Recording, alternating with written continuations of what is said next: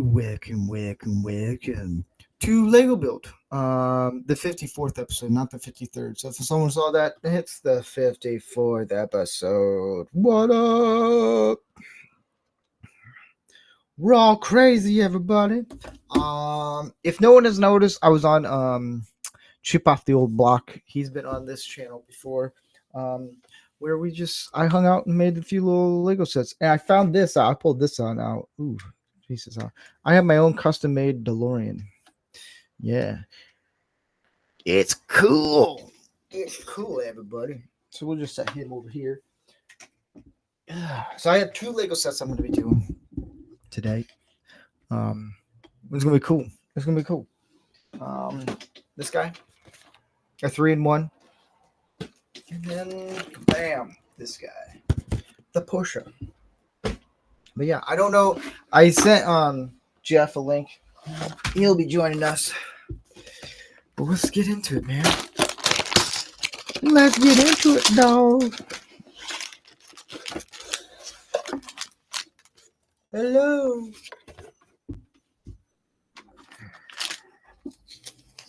What is this? What is this? Get excited about your new packaging. New packaging. Ta-da. All right, so I have a few things. Oh, I got 3 instructions. Holy crap. All right, so we're going to go with the shark. The shark, no? If you want, let people know about this. These are fun. A lot of fun. Yeah, they're just fun. This is Lego. I think the number is 31088. It's a new one. I just got them today. Fancy. And if anybody wants to donate and support this channel and support everything that I do, you're more than welcome to. What up, Tim Hayes? You're more than welcome to on YouTube. Go to Cash App, and then you can do that. Or on Rumble, you can donate, and I will read your question, thoughts, or whatever it is. But we're gonna do a shark because I like sharks. And if you don't like sharks, then we can still make you like sharks. I don't know.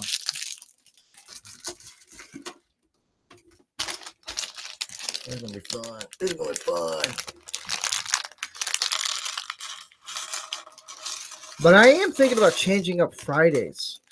I'm in the thought of doing something where I recently last week I'm trying to get monetized on YouTube.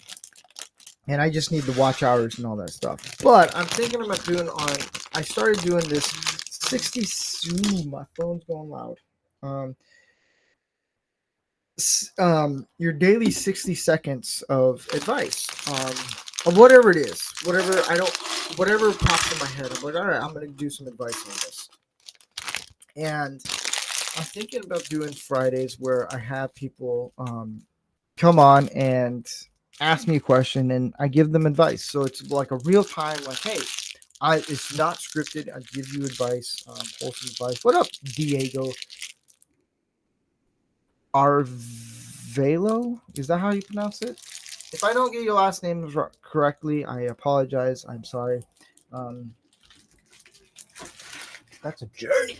All right, let's dig into it. We gonna build a shark, some lobsters.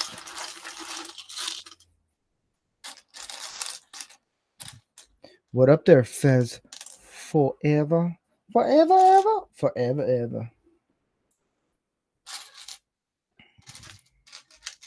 But yeah. Someone asked me the other day, are you going to do a Lego build? And I said, I don't know. And they were feeling bad. They're like, please, can you do it? So, yeah. I was planning on doing it tomorrow, but I'll be going to a San Francisco Giants game. You can subscribe. Yeah, you can subscribe on YouTube. Go for it.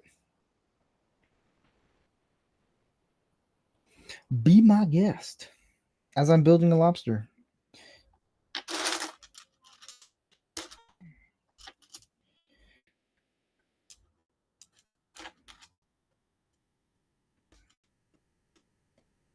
I cannot pick up these. Wow, I got no feelings in my fingertips right now. Holy crap. All right, we're going to make room. You know what? This is what we're going to do. We're just going to do this. We're going to skip a couple steps and so that I can get this over here and put it in there. But yeah, it's what up, Rod? So I'm trying to get monetized on YouTube. That way, if people want to donate things, I can actually start doing more content and more things for people to watch. Because that's the thing. I like making content for people, whether it be now or 5 years down the road. Like, that's important. And also, you get random, like, promotions with Rumble that I'll do. And it's hilarious. I have fun with those a lot.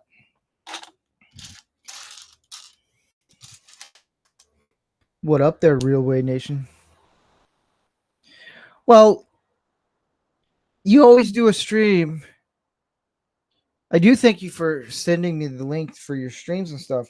It's you always pick streams where either A, I'm busy, like Thursdays I don't stream, um, unless I plan it out way ahead because I have something I do on Thursday nights, so I can't really do much. Or you do them during I do pickleball or anything. Yeah, you should do YouTube for fun. Yeah. I'm trying to find these pieces. Oh boy.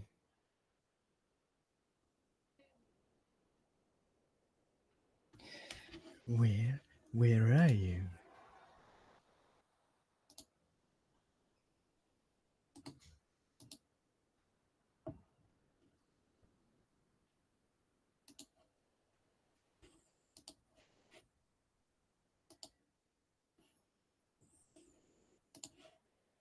I know you give me a hard time. I know. But yeah.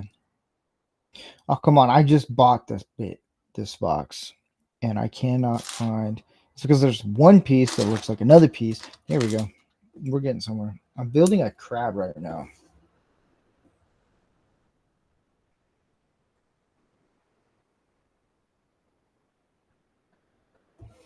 Oh, Brother Rendell.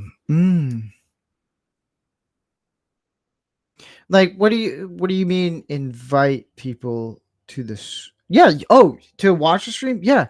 Like, you're more than welcome to anything I do live.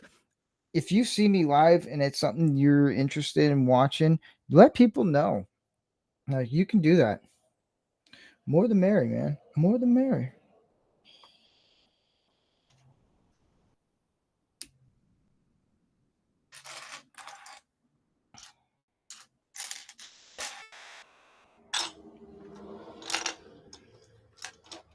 What up there, Brother Rendell? Railway Nation? Mr. Krabs?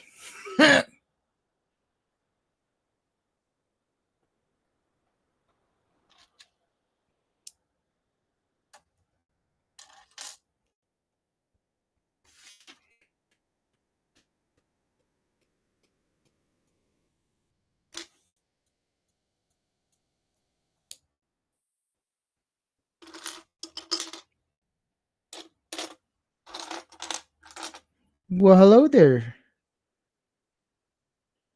Suzanne. I know. It's I was just there like not that long ago. I was hanging out with them for a little bit.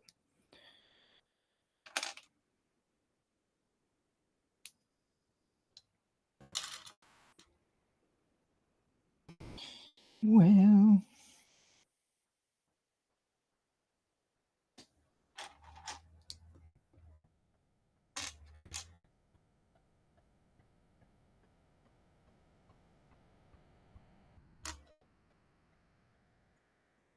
put the little eyeballs on. Oh, because I got to do this. Where'd you go, Steve?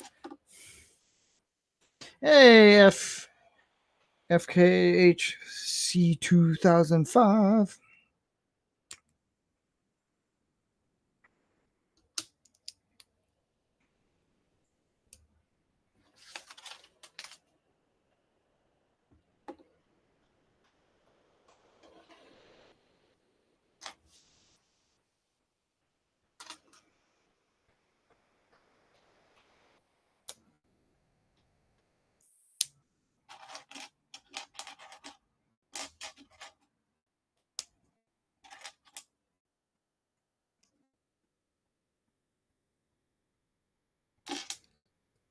Fezos, I can't wait for September. Lodges in PA open back up after summer. Oh, you do the summer break thing. Ah, ours just stays open.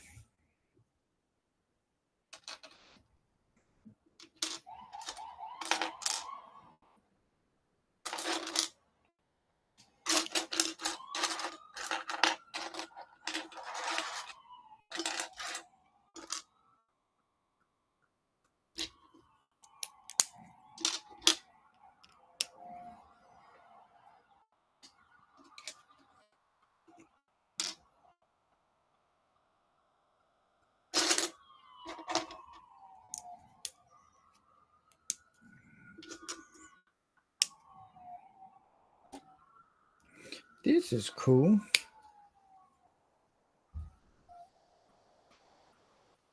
A little crap. Here, hold on right quick.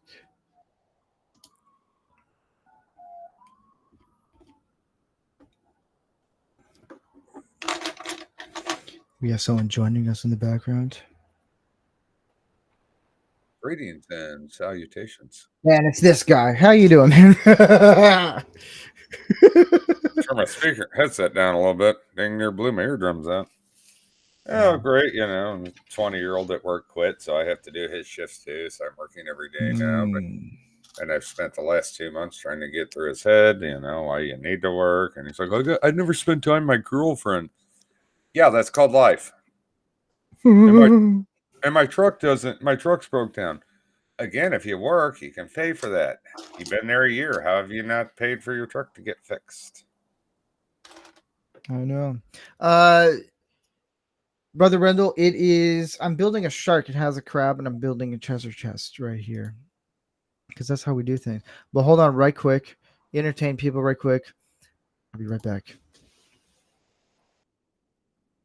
Oh, horse is a horse, of course. Sorry. So how y'all doing today out there in Chatland? I see you there, Fez Forever. How you doing? Susan, how you doing? Rejo, Texas, I guess. If I said that wrong, please forgive me. How you doing? How you doing, Tim Hayes? Diego Revelio. If I said that wrong, sorry, I'm bad with names. Just bear with it. Hello there, real Wade Nation Gaming Clips. I guess I have that correct. How y'all doing? So how was everybody's week this week, huh? Was it good? Was it bad? Was it meh? Or was it just you tolerated it like I did? Oh, Susan, howdy. The Al Borland salute. Yeah, my week sucked, but it is what it is. All I can do is just deal with it and go about my day. Get it done until we hire somebody else. I need a better job. Good times, though.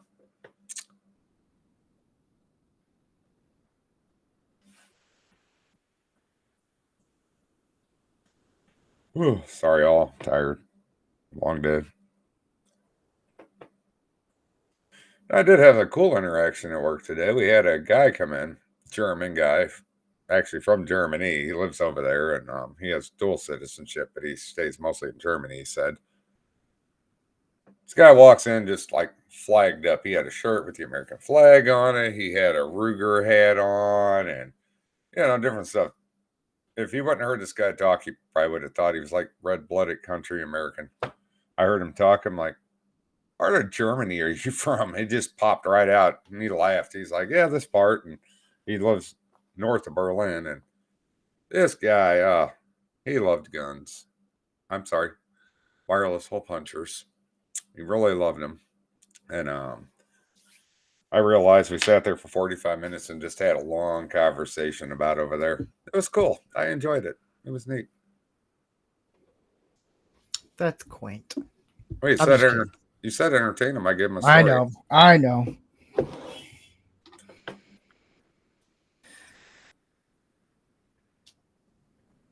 What who Regio Reggio, Texas. What up? Good buying Lego.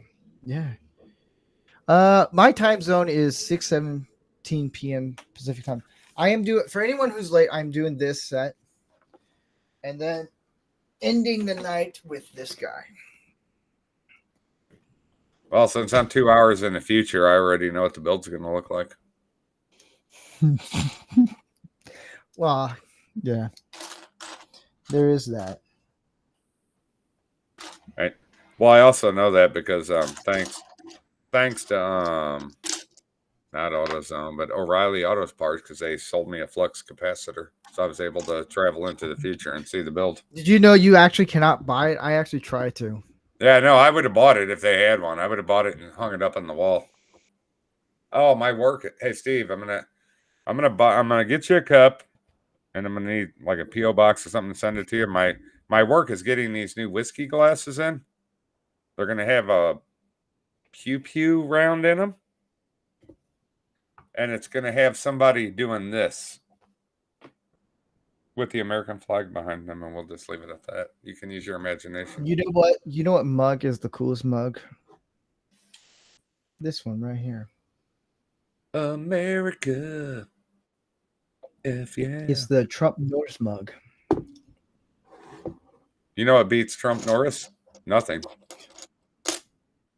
Nothing. Nothing. If them two had a child, it would rule the universe. I know. I'm still here. Try not to get you demonetized. Not yet. And being nice and polite. After today, I needed it.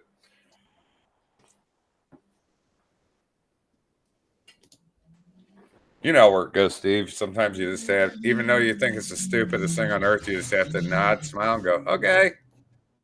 Yeah. Oh, that's been the last few days.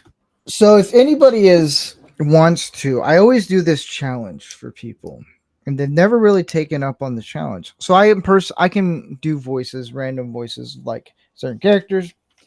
You can go on Rumble, and then you can actually send a rant, and whatever the price of that is, I will do it for that many minutes. Now here's the interesting is 20, I won't 30, tell you what 40, voices 50, I'll do. 20, 30, 40, 50, 60, 70. All right. Give me a minute. No.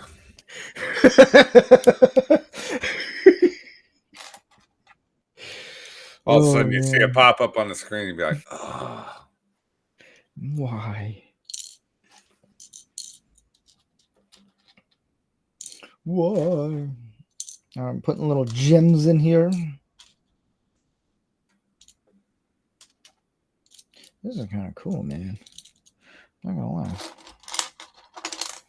This is cool, man.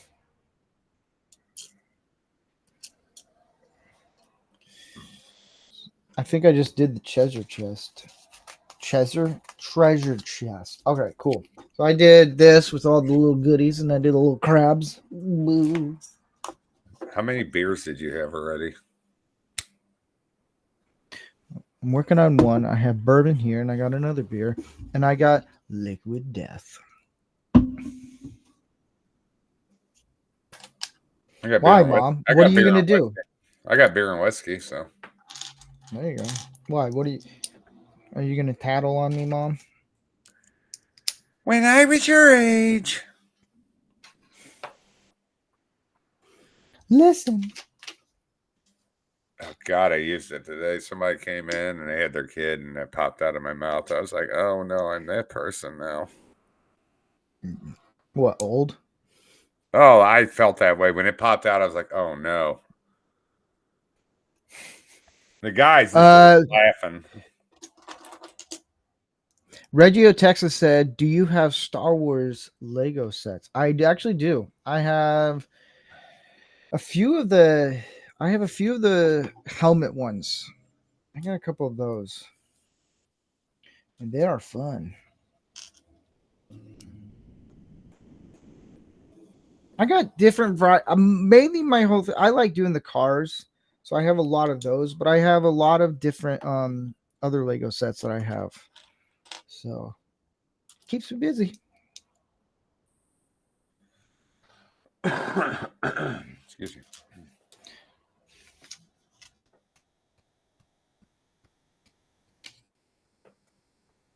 All right, everybody. Welcome to Rancor Steve's Lego build. We're going to open up the question line. So if you have questions, please put them in the chat and Rancor Steve will respond to them promptly. And please make them I'm interesting. afraid of what might be asked. Not my problem. I'm just here for the entertainment. Exactly. Oh, man. But I got to work tomorrow with my boss. Oh, that's going to be hell.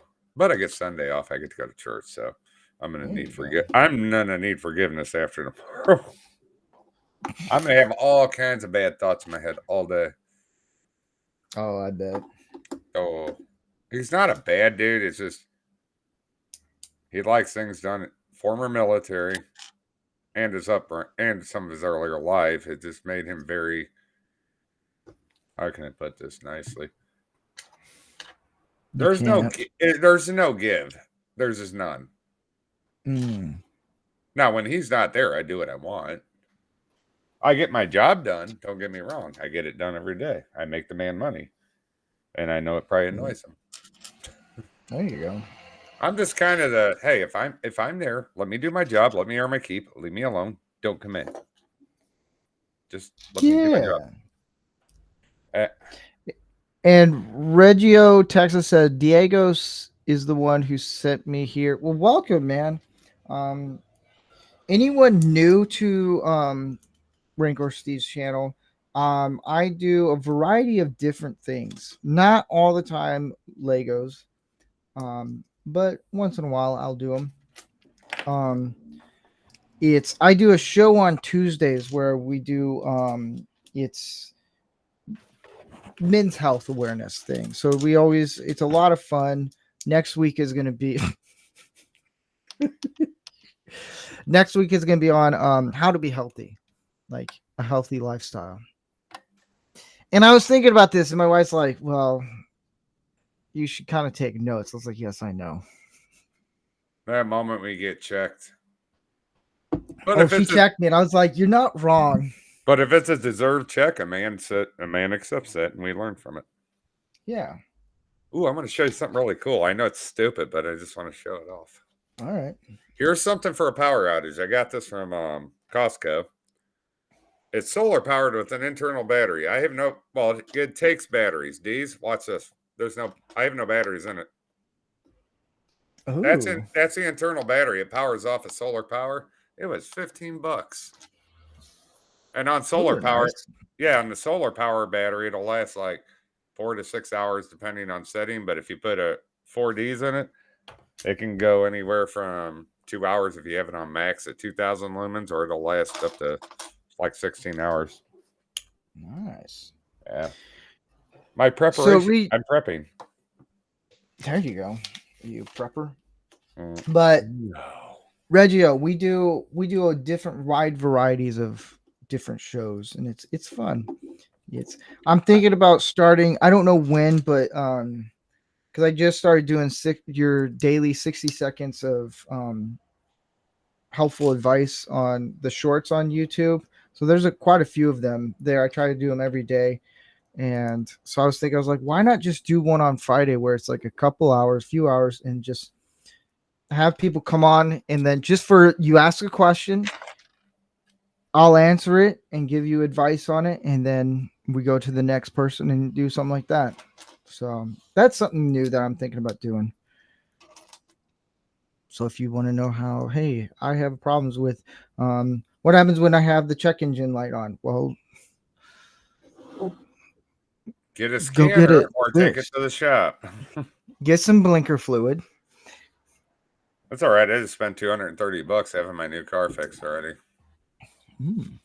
Well, no, damn fuel door on them. Ford made horrible fuel doors. My truck's the same way. Oh, yeah. I still have my truck, but I got an Explorer now as well, so I have something a little better on fuel just to get to and from work. But the fuel door, like my truck, the way it's designed with the fuel door, it's garbage too, but I can wedge it shut so I don't fix it. I can wedge it shut. It works fine. This thing couldn't. I'd be driving down the road seeing it doing this down. So yeah, I just spent $230 having it replaced this morning. I was like, fix it. Reggio, Texas said, hell yeah, fire for bald eagles. America's the best. It is. Even though we're a little wackadoodles sometimes, we're still the best. Number one, baby. Well, questionable right now, but yeah. I heard a certain somebody said they might not be out of the race.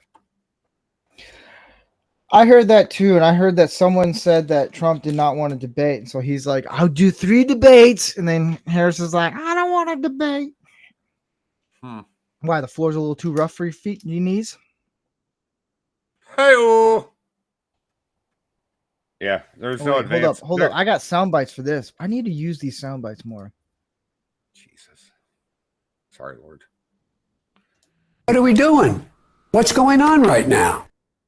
I don't know. You figure it out, Joe.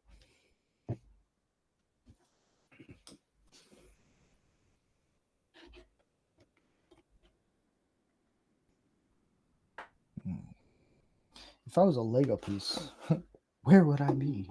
I'm a command sergeant major, but I didn't finish my last course to get my rank, but I'm still that. No, you're not. I heard a gunshot noise and I went and hid. Oh, my unit's getting deployed? Okay, I'm just going to go ahead and get out of the military right now. So Reggie goes, the one in the red, how's your boss? Yeah, how is your boss?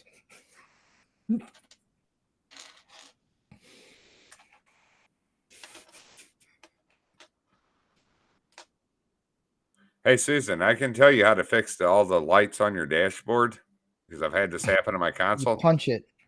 No, electrical tape. Right over the light. Yeah, it's just gone. And if they make a loud noise, turn the radio up. You're good to go for another 10, 20,000 miles. You heard it here, folks.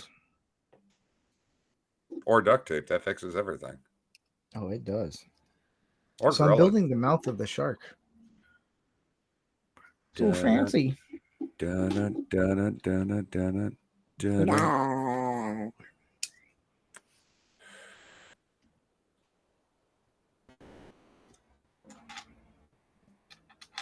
Yeah, I found out my ex-wife is mad at me, apparently. By somebody else. No shit. No, it's because she found out I had a second vehicle, and now she's, like, mad about it. Oh, I did this wrong. Thanks a lot, Steve. You've ruined the build for everybody. Everybody go home. It's done. Let's just leave.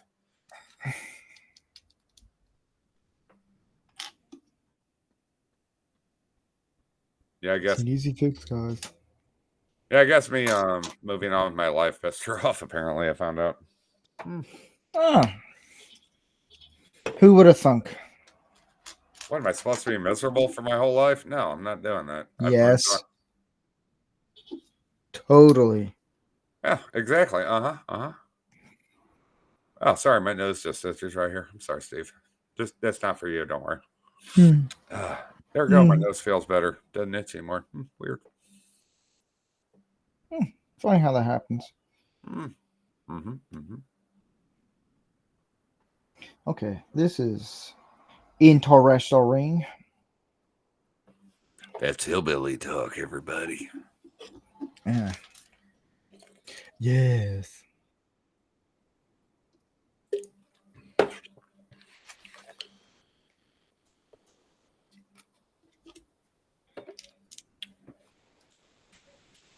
so that goes there.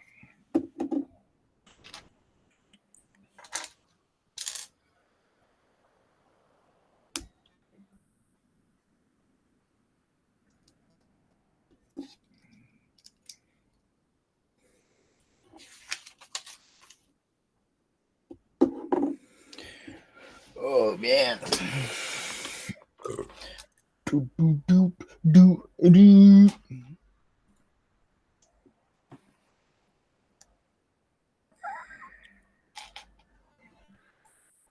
boy, did you see Ukraine got a little ballsy? They decided to cross into Russian territory in the Kursk. Those are some big balls, man. Those are big balls. I'm waiting for Russia to use a certain weapon. What? Albeit low yield, but still, I'm waiting for it to happen at this point. I'm like, it's like I respect the balls that they did, but at the same time, like, oh, this might not end well. This is not going to go the way you planned it. Yeah, I'm waiting for that other shoe to drop on that one. Like I said, I respect the guts, but it was well done. They pulled it off and surprised them. I'll give them that. But I was like,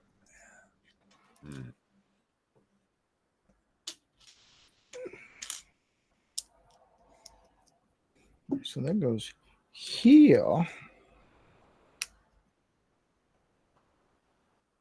That's a pretty good, well done shark.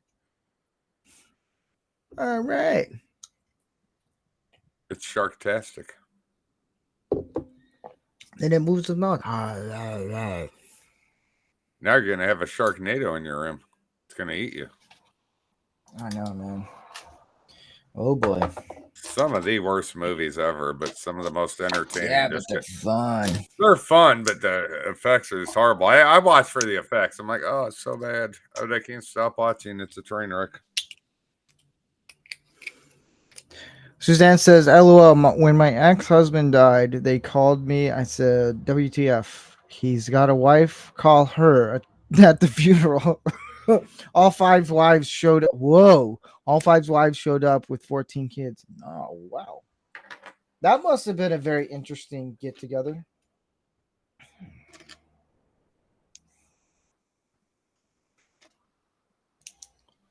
Susan It's had a a cute good shark. point. What? I'll let you read it, and I'll just leave it at that. Dark Helmet, the way Biden is pushing and taunting Putin, it will happen soon. Yeah. But do you think it's really Biden?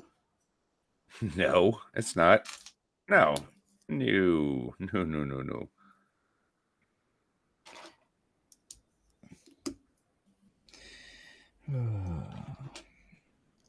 Oh, you missed it. Thursday or Tuesday. For some reason I might have pissed off the trans community, which I didn't know why or how, but there's some pretty funny. Someone sent 5 rants on Rumble, all $1, and they just berated us, and it was funny. So I got paid for the rants. I loved it. I was like, so I took screenshots of it, and I told my buddies, I was like, I think I just pissed off the trans community. I don't know how. I don't know what I did. So they were mad, a bunch of swinging dicks that weren't innies, and they were mad about that, I guess. I guess. Kind of like all the people, like the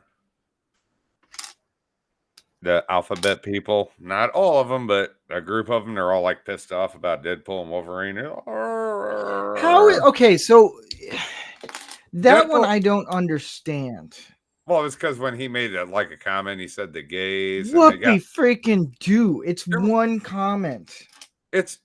Tell me you've never seen Deadpool movies without telling me you've never seen Deadpool movies. Like it wasn't even like a shot at the alphabet people. It was just like, hey, here's a joke. Yeah, it was a joke. That was it. And they're like all pissed off, and they're like, oh, why aren't they holding hands? Because I think Deadpool actually is not exactly. He's like he's pansexual or something. Yeah, like that's that. what it was. Yeah, which has always been for his character in the comics. So I have no issue with that because that's from the get-go. But they were all mad about that. Yeah. Like, why do they need to hold hands and be kissing each other? Why can't they just be 2 alpha males taking on the enemy? That's fine. That's okay. I'm not gonna lie. I've been listening to the Madonna song a lot more. That's in the movie. It's catchy. I like the end version of it better. I won't ruin anything for anybody who hasn't seen it yet. But I'm sorry, that ending for me, I won't lie. I might have my eye might have watered up a little bit on that one. That was pretty emotional. It was a respect remember when Deadpool? Okay, if you haven't seen it, mute. Sorry, got to say it. I've been wanting to talk about it for 2 weeks now. Remember when Deadpool? It's been out for 2 weeks. You Yeah, can... remember the end when Deadpool was looking at Wolverine and he had his mask off and he went, "You're the best Wolverine." That wasn't Deadpool talking to Wolverine. That was Deadpool talking to Hugh Jackman. Yeah. It was all about respect for both of them. And I found it was a very good redemption arc for both of them. Deadpool never thought he could be a hero. Wolverine didn't think he could be one again, but they both redeemed themselves. I thought it was very well done. Yeah, it had some plot holes and times it drug on way too longer than it needed to. And some of the jokes. Oh, I loved it. I still felt like I didn't when I left, I didn't feel like I wasted money. And Janet, well, welcome. I think you're new here. And Jeff's here. I don't know what he's about to pull out. Hey, oh, I want to get that one too. God dang it, I need a bigger place. She said offending the most easily offended community isn't hard. It ain't hard there, buttercups. It ain't hard. And I'm sorry that Han. Oh, go ahead, Jeff. Go ahead, brother. Oh, I was just saying. Can you hear me? Yep. Yeah. Okay. Yeah, my microphone's been acting really goofy the last couple of days. I think it's time to buy another one. It's 4 years old. All right. But no, I can't see the chats. I wonder why. Anyway. The chat? Yeah, I don't because I heard you respond to Janet, but I don't see her. Oh, here. If you go to here, I'll send it to you on the emails, and then Okay. how do I reply? Well, Then you can see the chat. Okay. How are you guys doing tonight? Doing good, doing good. I'm building a shark. Yeah, so I'm home from work, so I got that going for me. yeah. Well, while Steve's building, I'm deconstructing. Ah.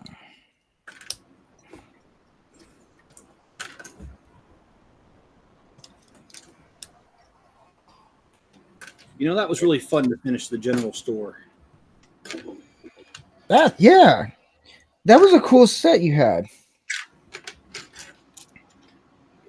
That was the last one of the Bricklink Designer Series 1. I've done them all now, and I have to say they were all really good sets.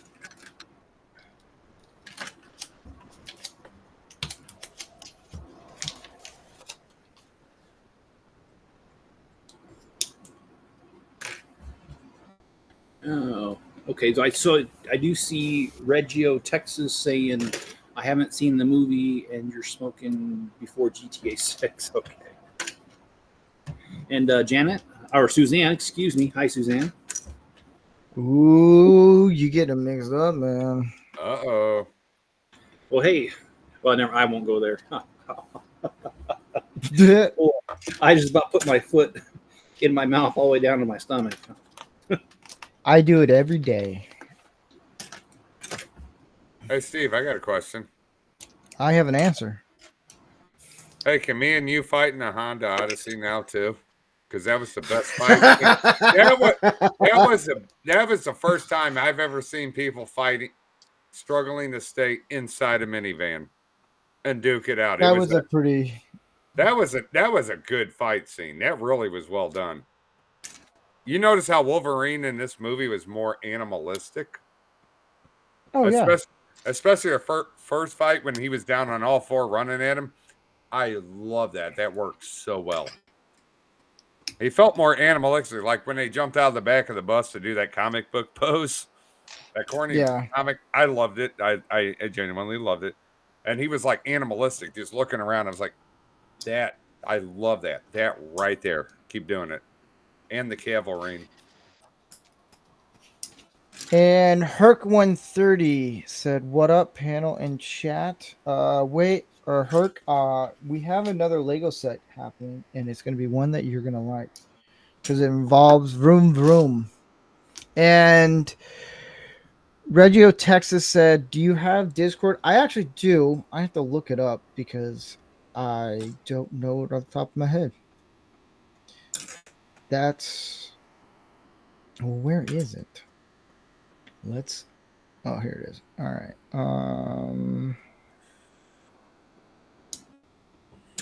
All you got to do is do Rancor Steve, and you'll find me on Discord. Cause we cool like that.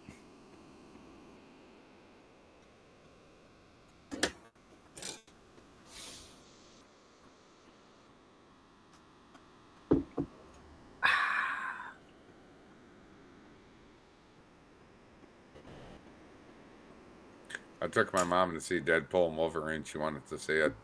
She had a blast, and I had to do That's a whole. nice. Well, I had to do a whole lot of explaining on certain scenes. Like, look, Mom, he's just talking about this. It's like, don't worry, Mom. The final battle's coming up. You're about to get your reward. She's like, what do you mean? Then his clothes exploded off. She's like, there it is. I'm like, yep, you're welcome. Dude, Hugh Jackman got jacked for that. I'll give him that. It's called steroids, man. Hey, whatever. I'm okay with it.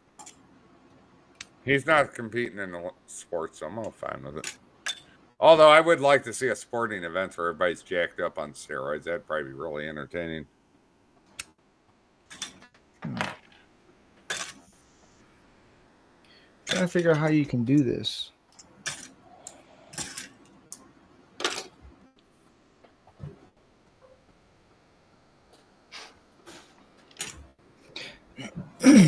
So here, I'll do it. This is what I'll do.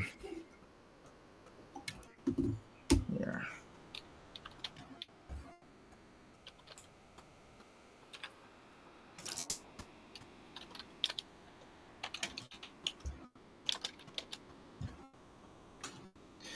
Crap. Now I gotta know if it's capitalized or not.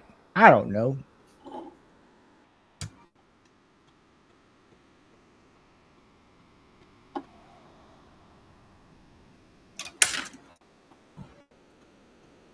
Steve, do you know who the English comedian Jimmy Carr is? Yeah. I have to admit, I was watching on his channel today, and he had a thing about his 10 worst jokes. Yeah. And I won't repeat any of them, but oh my gosh, man, that guy had me in stitches. The stuff he was talking about.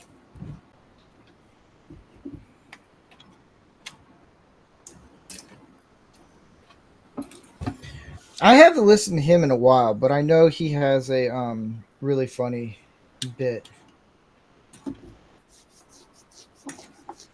It's the UK. How funny can they be anymore without getting in trouble? Well, he pushes the envelope. He had, again, I won't repeat the jokes, but he had a few jokes about the Holocaust, and I was really surprised he didn't get shut down for that.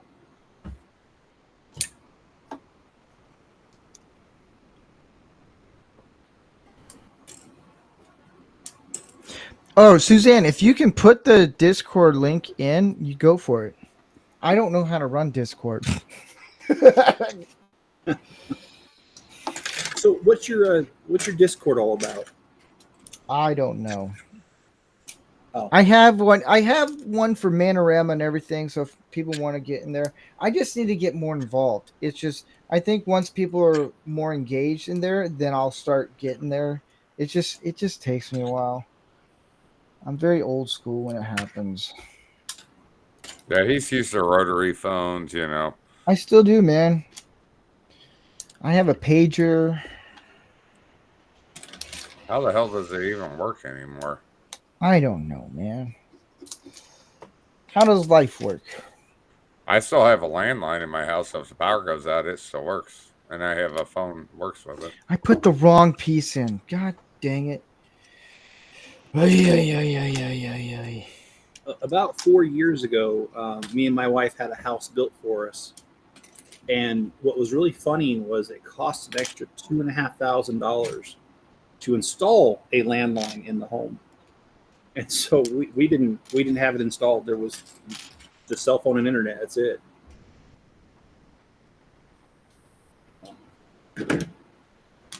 Well, how does this work? Shit. I may have screwed something up.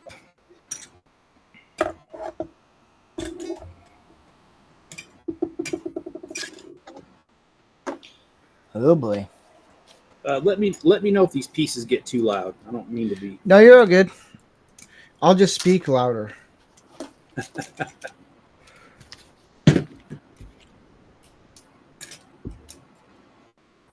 So, Dark Helmet, I know you've spoken before, and if I remember right, you come from a military background.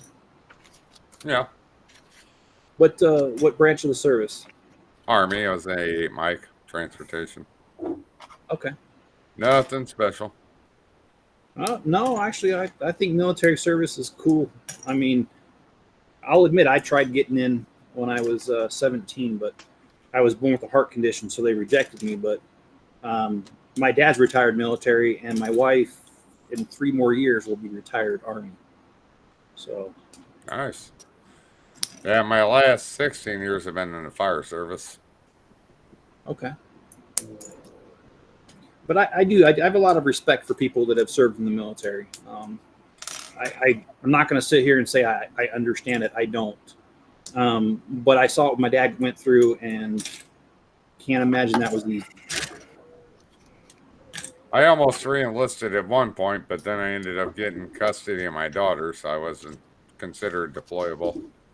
Well, I could have been deployed, but I would have given up custody, and I got her at 7 months old at the time, so I chose to raise my daughter.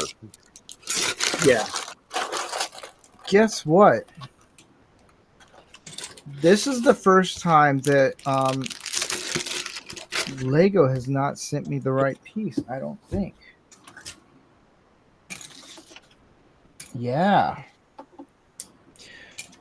So this piece here needs to look more like this one. And I don't have that. It is. It's all your fault, Steve. I know, I can't finish the Lego set here. You're a kitty bastard. There's a missing piece. Well, on that note, everybody, thanks for joining. No, I'm just kidding.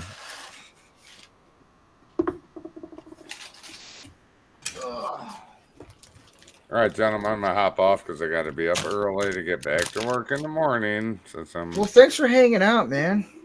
Yeah. It's good to see you. Good talking to you, gentlemen. Unless it fell. Let me check. All right. Yeah, Steve probably dropped it somewhere. Probably I did. I don't know, man. These pieces.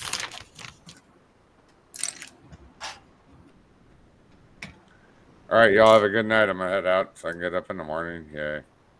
All right, you take care, man. Hey, you too. I'll see you around. Yeah. All right, let's put this little guy aside. Are you done with that build? Well, there's an actual piece missing. Oh, okay. Like a legit one. And Yeah. I don't have it. So, yeah, I'll be like, hey, Lego, send me a free piece. Which they do. Yeah, I'll admit that most of the time, Lego has a great customer service. Yeah. But we gonna get into this, everybody. But I will also admit that once in a while I get somebody peed in their Cheerios that morning. Well, that's interesting. Thanks, Suzanne. I appreciate that. Yeah, if you haven't subscribed to Jeff's channel, go check it out, man. He does the same things that I do, but on a much larger scale. Well, Steve, I got a surprise for you. I didn't do anything. I'm going to build this at the same time we're building that. Ooh, the Magnum PI one? Is it the Ferrari F40? I don't know if it's the Magnum PI. No, that one's the newer one.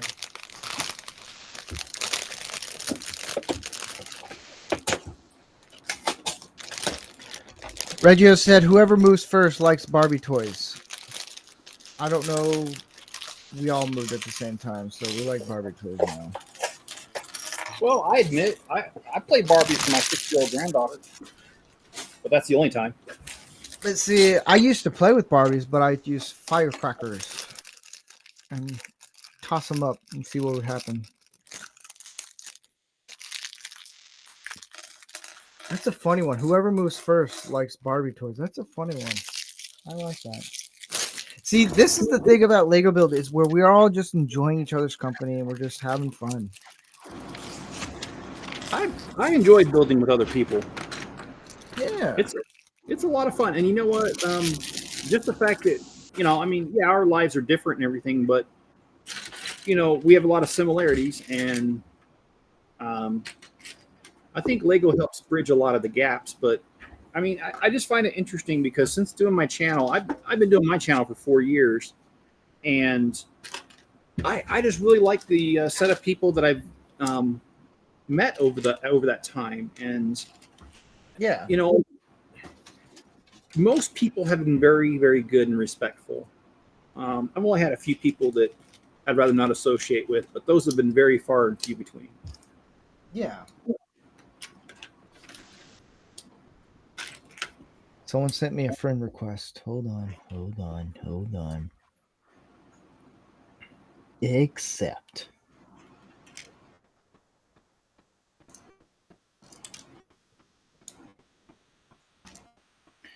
How do I do this? All right.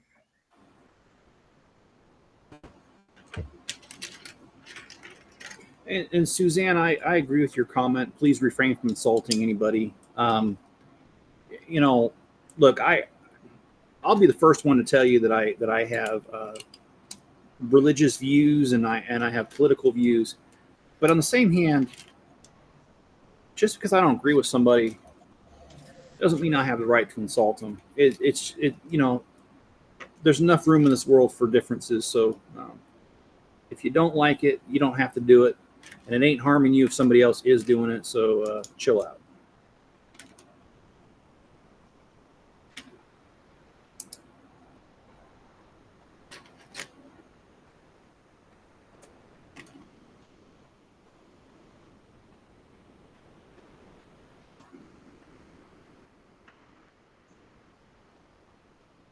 All right.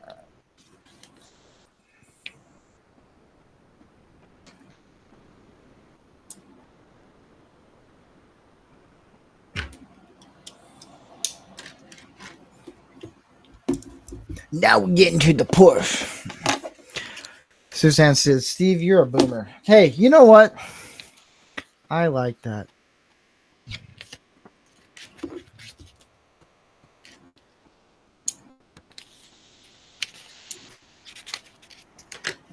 All right.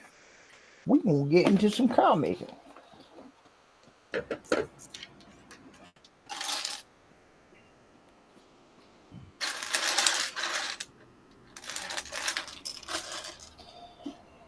Maybe I should put together the person. That'd be smart. It has always killed me how on these speed champions, how they use the microphone as the stick shift. Yeah, what's up with that? I've never understood that. Thank you. I'm so glad someone agrees with me. And I never okay, so with the person, do you ever put the hair on there or do you just do straight to the helmet? I usually do the helmet. Same here. I don't think anyone uses the hair. There's the guy right there. Bam! I am doing the 24 Le Mans. That's how I do it. Le Mans. And I am building the Ferrari F40.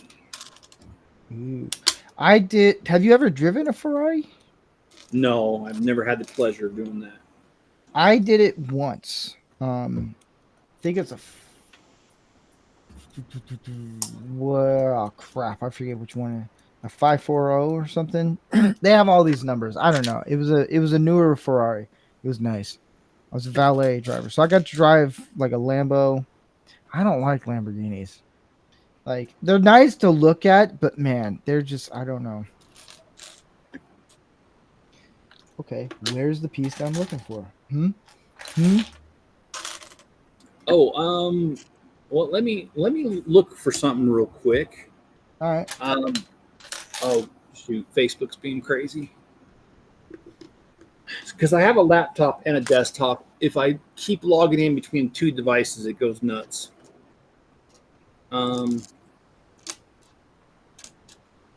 Okay, let's see. Now, am I gonna have another package where hey, there's no Oh no! Dang it! Where are you? We were talking about cars. Yes. And let me see if I can. Let's see if I could find this album of mine. And yeah, I'll be a little embarrassed. Okay. Let's see. Okay.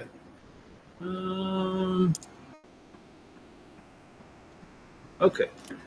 So how do I go here? And I present, is that how? Yeah, okay. Here we go. Okay. Let's go here. All right. Would you like to see my first car? Yeah. There we go. A 47 Plymouth Coupe.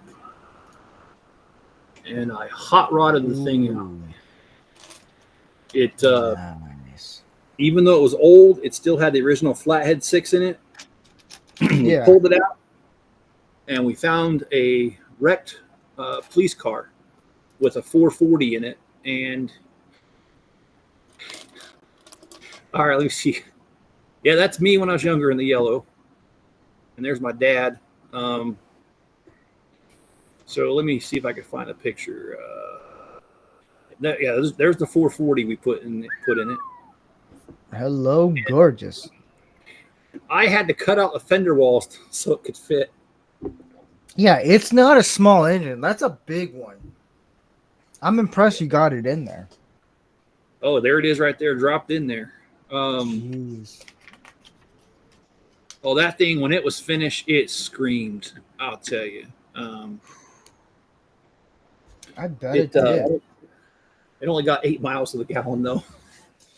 Now that's what we're talking about. No. Wait, hold up. Did you just open that box? Yeah. And you're farther than I am. Reggio, Texas said it's old and sell it. No offense. Here's the other thing I've learned. So, Reggio, a lot of people will buy old cars. Like those are. I had an opportunity to own a 67 Camaro. 67 or 68? Dang it, I don't know. I had a friend, his dad restores muscle cars. He offered me $13,000 for it when it was like appraised at $40,000. And he's like, I know you. We've known each other for a long time. You know my son. You guys go out mudding and doing all these crazy things. I'll give it to you for $13,000. I didn't even have $1 to my name to buy it, and I wanted it so bad. But he let me drive it, and I was like, oh. Yeah. I did drive the Mustang 64.5. That's a weird one. No, don't worry. You're all good, man. I don't have to be sorry. It's all good. Well, just to let you know, I actually didn't even buy that car. Do you guys remember those rubber balls that it had a rubber ball in the middle? It had those little spikes on it, and it was all rubber. Yeah. What were those called? Anyway, the guy who invented it, he owned a shop where he restored cars, and that 47 Plymouth Coupe was sitting for several years because a guy gave it to him because he owed him a debt. My brother-in-law, he likes to restore cars. He still does, by the way. And he knew the shop teacher at a college, and so we picked up two 335 Hemis for $100 each. What? And they were restored by students. And I went to the guy since his primary business was restoring cars, and I bought the two Hemis for $200. And I just went to him and I said, "Hey, look, I'll trade you a Hemi for that car." And it's brand, the motor's newly rebuilt, and the guy went for it. And so I got the car for basically $100. And then we hooked up some gas to the Flathead 6 and put a new battery, and believe it or not, it ran. Nice. So we pulled the Flathead 6 out and sold it for $100. So I got the car for free. There you go. And Brother Rendell said, Rancor Steve, I got to run, brother. Have a great one. You too, man. Reggio, Texas also said, buy a truck. Here's the thing. I am saving up to buy my truck. My first car was a Mercury Tercel. 1988 Mercury Tercel. And then I bought an 87 Mercury Tercel. Those are fun to rebuild anything. But my dream truck is a Toyota Tacoma. And I got to rent one when I was in Florida visiting my hometown. And let me tell you, I love Tacomas. But I also want to get a... Now, okay, Jeff, here's a question I have for you.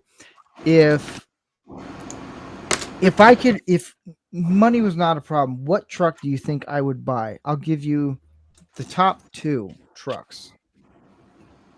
What two trucks? I'm thinking the Ford Raptor all decked out. Oh, you know me so well.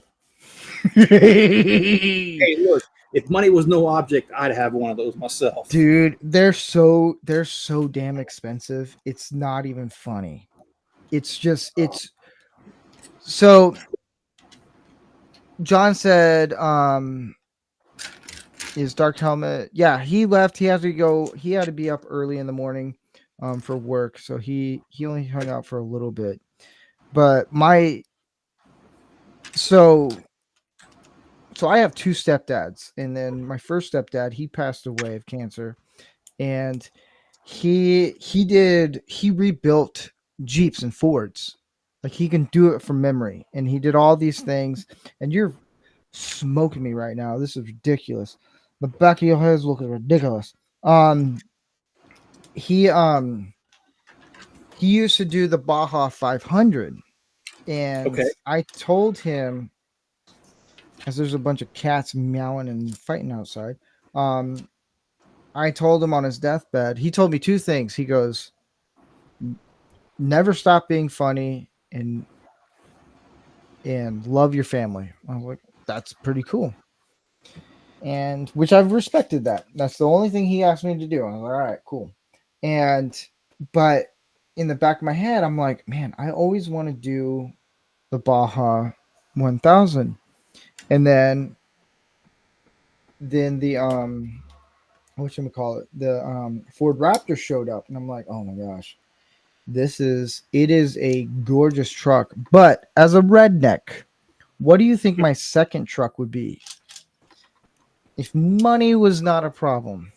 Oh, as a redneck, I don't know. I'm thinking Dodge, but I don't know the Dodges that well. It'd be an F-250. F2, okay.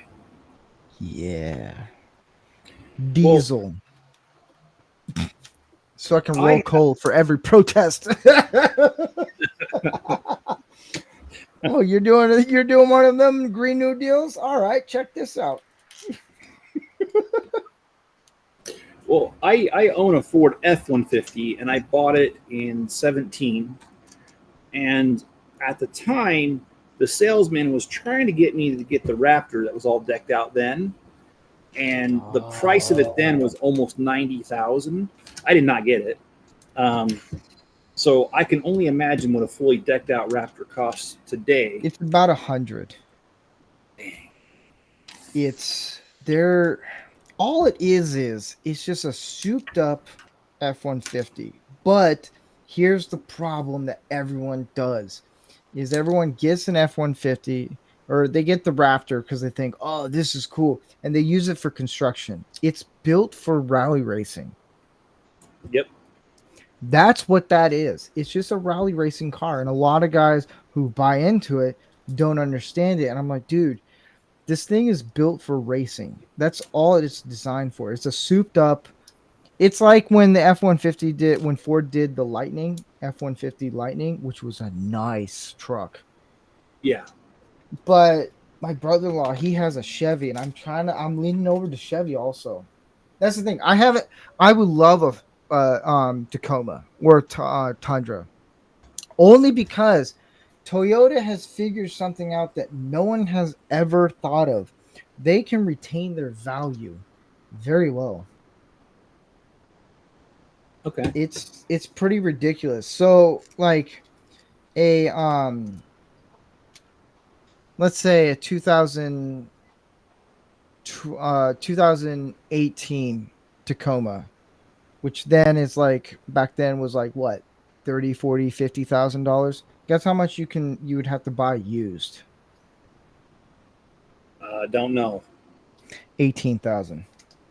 Oh. They don't go down in price because they know how. Toyota knows how to make a truck, and I'm like, wow. But I like the F-250. It's a little too well. Gas prices is a little too much these days. I have to get a loan to get gas these days, Or second mortgage on the home. or a second mortgage. Whatever tickles you pickle. Well, here, let me. I'm not. I actually don't. I don't know how to share this on screen, so I just sent you something. This is a picture of my current truck. It is a couple years old, so the license plate is not Virginia anymore. So I don't care if you share the picture.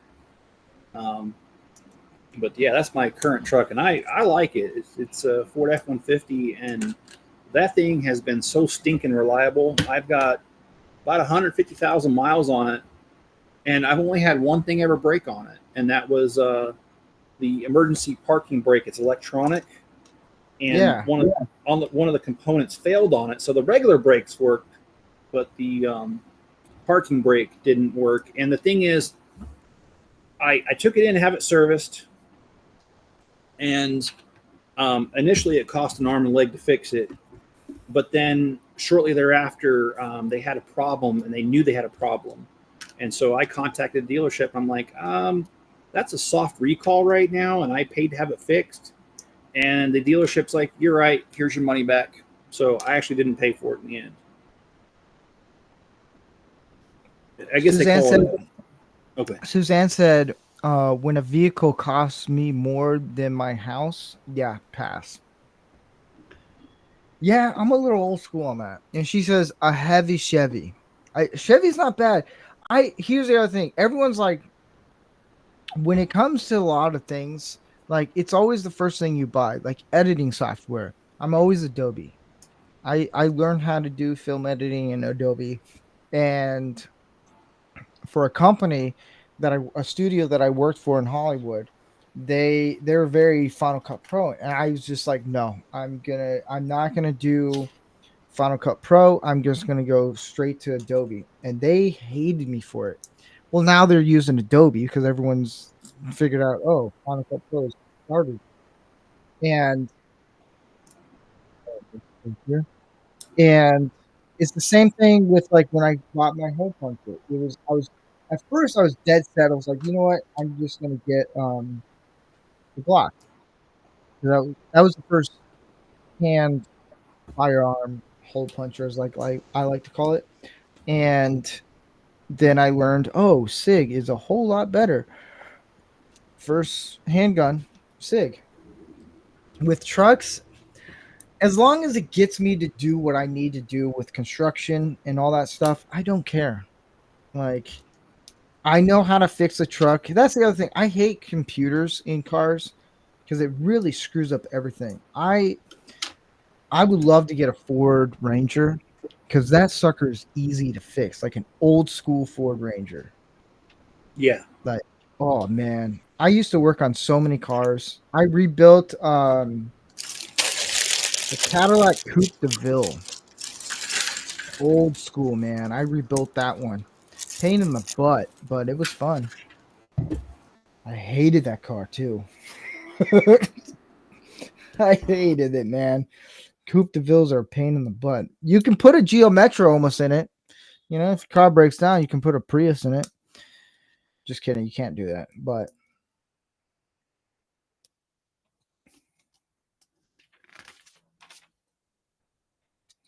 you know, I'm liking this Porsche. Sorry, it's Porsche.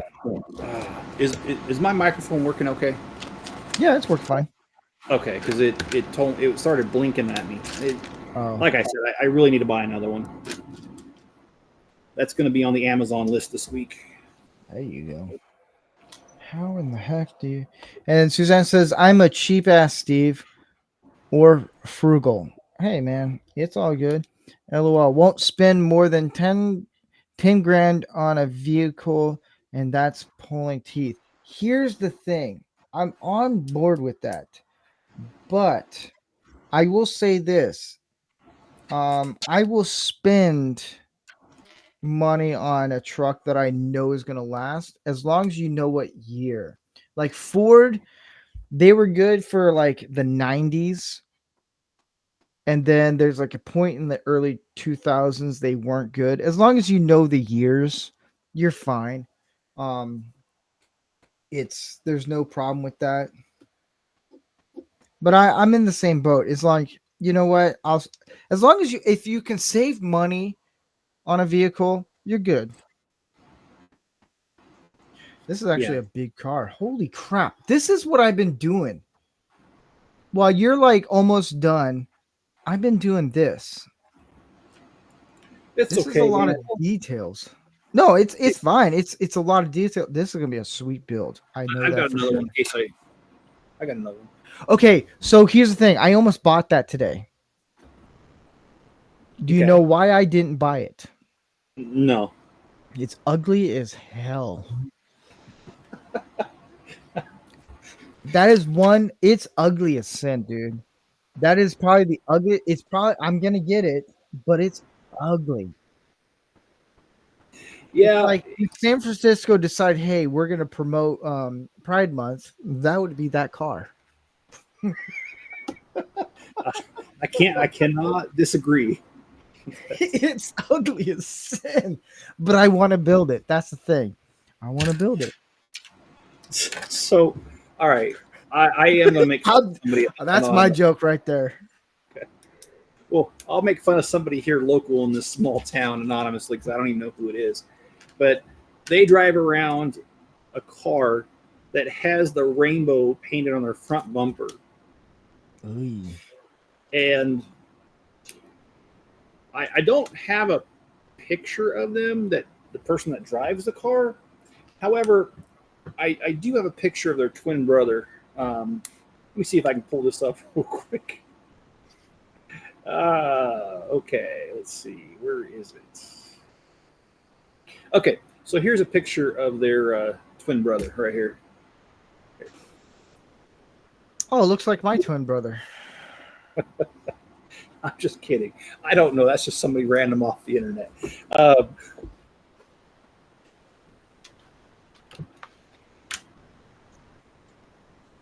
Here, since no one's chatting in Rumble, I'm gonna promote the old YouTube.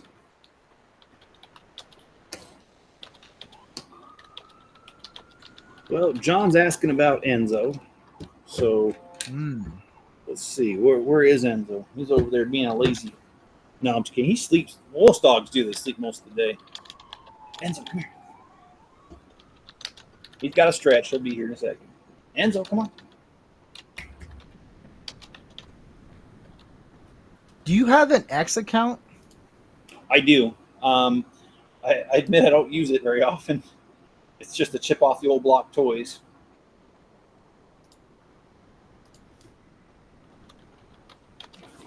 Come here.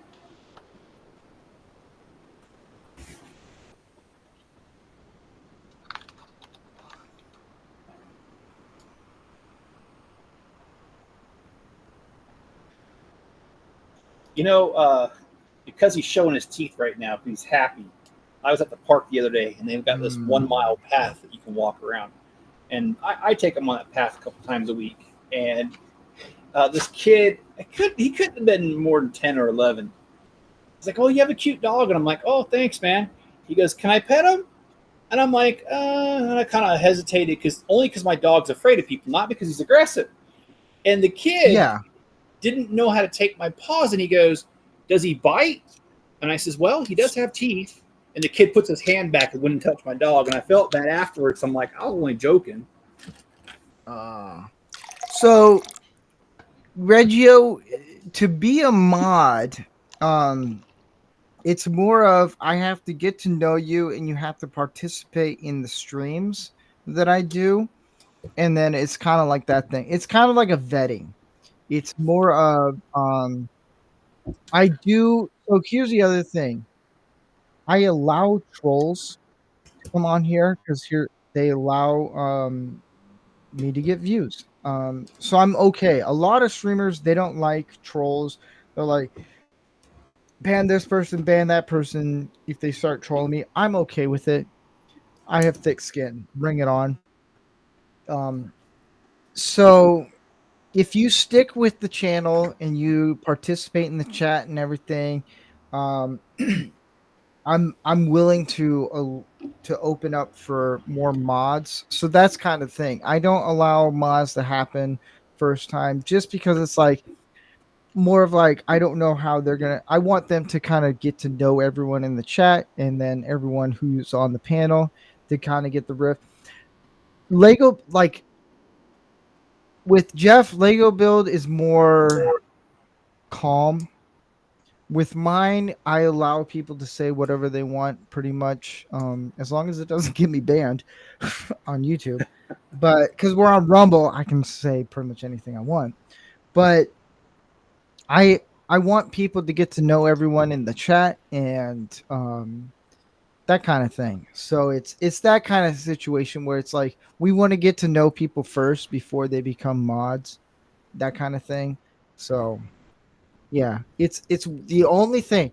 It's some people are like you gotta use your words right or this and that. To me, it's like I want to get to know people before I give them the job of being a mod and everything. It's like that's it. You control the panel, you control everything. As long one rule I have is when people come on Manorama, new guests, we never bust their balls. The moment they bust our balls, guess what? Game over. We're gonna bust your balls. So as long as like people troll us, as long as you can handle us dishing it back out at you, you're good. That's the thing. If you get all butthurt and stuff, not saying that you are, Reggio, not saying you are, but in general with other people, if they're like, "Oh, I can't take this," it's like, well, you came here to troll for us. Time to, yeah, like. Tuesday we had this person who sent a bunch of trans and all this stuff, and we kind of roasted them, and they kept on giving me money. I was like, all right, cool, we're gonna do this. So if anyone on Rumble sends me I've learned this and I'm gonna do this. If you send me a rant on Rumble and I'm like, you know what, I disagree with this, I will roast you. That's how it is. You gave me money, so here you go. So in general, we like to get to know people first, and utmost, I like to make content for everyone. So that's what I do. I do Lego build for people who just like to watch us build Legos and try to put. Oh, did you know this, Jeff? What's that? Let me see if I have it. Well, I do want to say on my channel, I only have 2 mods, Mrs. Chip and John. And I'm the same opinion as you. I don't moderate anything. The only thing that I've ever asked Mrs. Chip and John to remove are those stupid Russian bots that throw links in your live stream to porn sites. And the only reason I don't want those around is that I know that some of my streams are watched by some of the younger members of my family, and some of them are only 10 and 11 years old.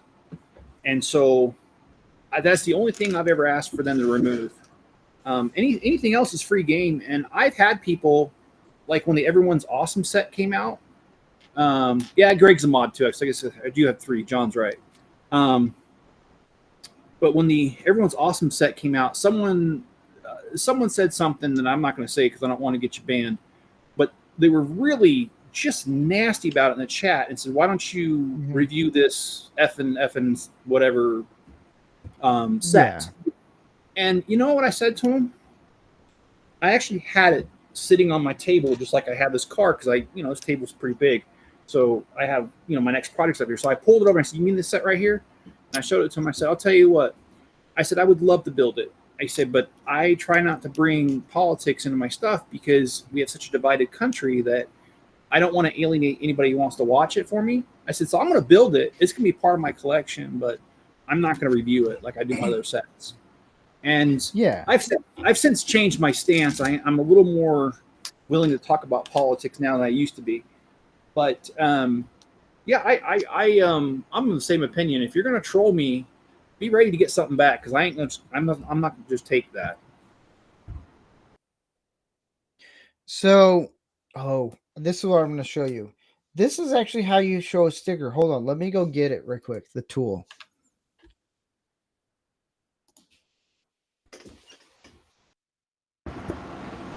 Suzanne says, out of 40 wrenches, I've only tossed 2 from the channel for seriously abusing the host and the panel.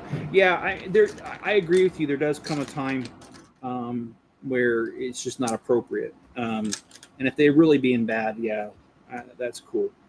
But in general, I just like to throw things back at them if they're going to be nasty at me.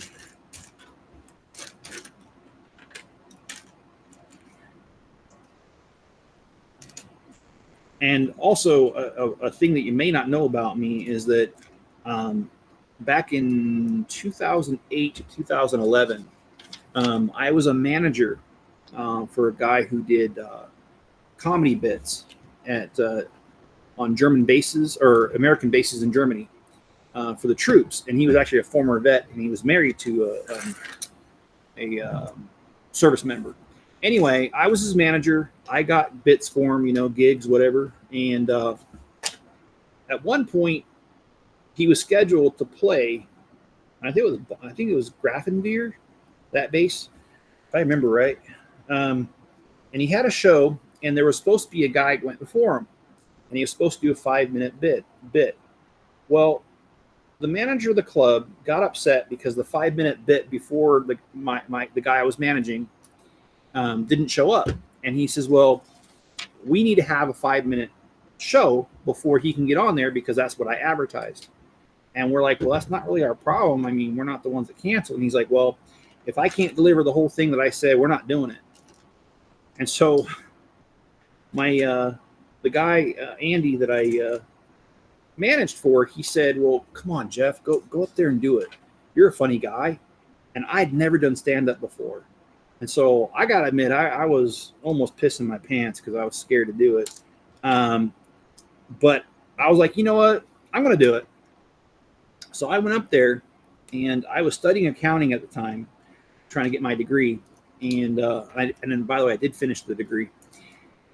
So I got up there for 5 minutes, and I started just going off about me being an accountant and how I needed to lose weight. Everything was about numbers. And I told them that, my number one problem was my weight, and what I eat influences that. So eating is my number one problem. And if I'm not careful about what I eat, it'll become my number 2 problem, meaning poop. And I really, it was kind of foul, I admit, my bit. But you got to remember, this is military members was my audience. And so, long story short, I tend to have a quick wit about me, especially when I don't I'm not trying to watch my P's and Q's for YouTube. So yeah, I mean, when people try to roast me, I usually have a variety of things bouncing around in my head that I want to say back. Most of the time, I can't say them because they're not appropriate for YouTube. So, got to be kind of careful with that.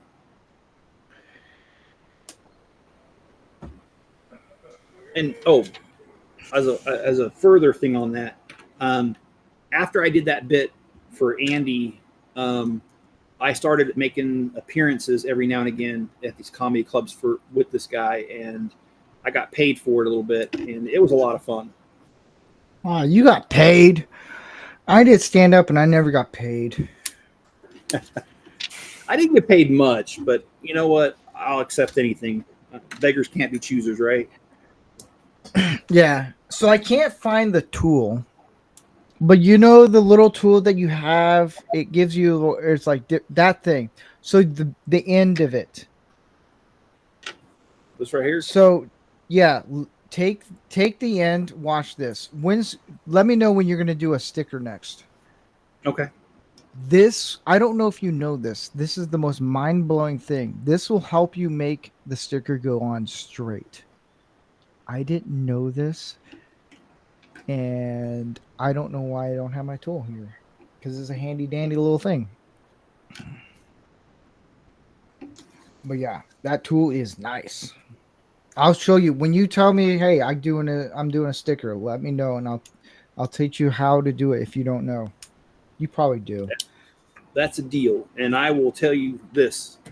My final joke that I always did for these comedy clubs for the military is I would tell them that recently I've lost 100 pounds, which I really didn't. And I told them I was about to lose about another 100 because I'm getting divorced. Now, I've been married for almost 28 years. I'm not divorced, but when you're doing a comedy bit, you say whatever's going to make people laugh.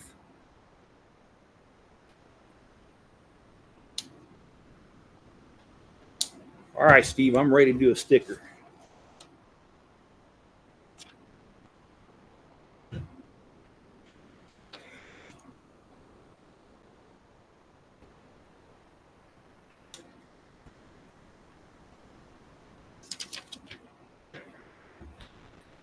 John, they've made orange. They've made this, I think this is dark turquoise is what they call it.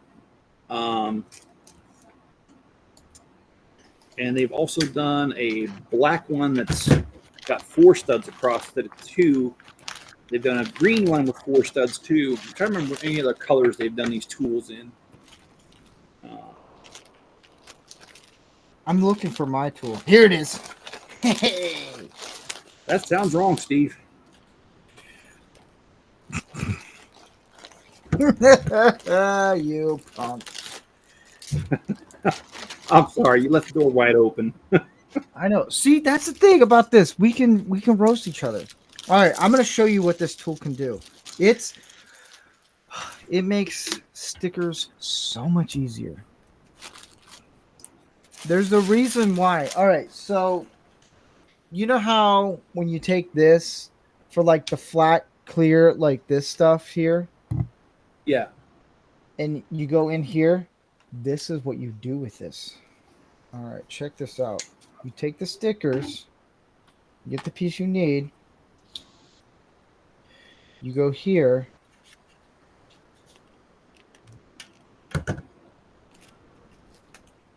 right there, Okay. and then you lay it in. I need better lighting.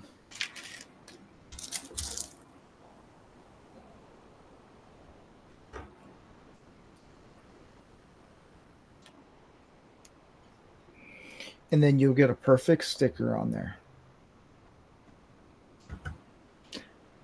Did you ever know about this?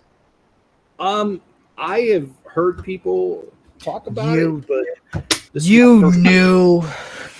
No, you just saw me do it for the first time. Really? Is it the most amazing thing ever? It's working out so far. I like You it. when I first learned about this from Instagram, I realized my life has changed for the better.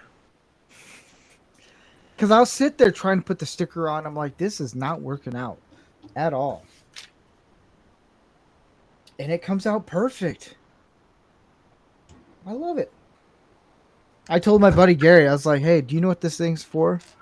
And he's like, no. And I told him, he's like, you get out. Because he does Legos. I do. Okay, so I did a custom Tacoma, and I did this. Anyone who's watching, I did a custom Back to the Future car. Okay. Right here. And the door's open. Oh, cool. It's kind of cool looking. Pain in the butt. Because it's all custom. Yeah, this is my first ever DeLorean. Took me, I think, 4 hours to make because we had a big, like my buddy. Oh, you're doing the Pride car? Yeah. I'm sorry, I can't. It's way too funny. I'm doing the Pride car. I mean, the Camaro. It's cool. Look, see, I want to build it because it's funny looking. Yes, I did say it's Gary Ambrosia, brother Gary. If you know me as a Freemason, you'd be brother Gary to me. Suzanne said no one never knew, all caps. If you want people to know about Lego build, let people know, share, tell people. It's a lot of fun. It's just us hanging out, building Legos. Jeff will be done with this by the time I get to bag 2. Let's be honest. It's okay. My feelings won't get hurt. But yeah, it's just we have a lot of fun. If you want to support more, you can actually go on Rumble at Rancor Steve, and you can do a monthly subscription where that actually helps the channel grow even more. I have a lot of ideas I want to do. Before that to happen, I have to get income coming in. So a lot of people that I know, when they make money off of YouTube or Rumble, they just go straight to their bank and they use it for whatever they want to do. Here, whatever I make off this stuff goes directly back into what I do. So anything I do, it just goes directly for that. So whether it be for buying a new Lego set or doing anything, which this was all funded. Yeah. So that's what I do. It's anything I do, it's for you guys. I don't want to lead you guys astray. I value everyone, and I do this stuff. Here's the thing: if it's like half a person watching, I'll still keep doing this stuff. I don't care. That's me, man. I make content for people, whether it be men's health awareness, where you want to watch. And it's a cool looking Porsche. I'm still in the same thinking bag. But if you want to watch a show, Manorama, where it's just a bunch of guys just being guys, hey man, we got your show. Or if you want to watch us build Legos, have me have a few beers. This is the show, man. So yeah, that's my little speech. Well, I think we're similar in a lot of regards in that, when I first started doing YouTube, I'll admit sometimes my videos only got like 15, 20 views. And I just came to the conclusion that whether I was doing it on YouTube or not, I was going to do the same exact thing. And so I don't care if I get 1,000 views on a video or just 10. I'm going to do it anyway because I enjoy doing this. So if only 10 people enjoy it, that's fine. And if there's 1,000 people that enjoy it, that's even better. But I'm still happy if it's just 10. Well, what I've learned is, I'll be honest, I hit a point where it's like depression. I was like, man, my stuff isn't getting anywhere. It's not that. It's not mainly with Manorama. outside of the show, I'm fine. But there was a point where I was just like, there's guys don't really want to pay attention how to be men and in a positive way. And there was a moment where I was like, is this worth doing?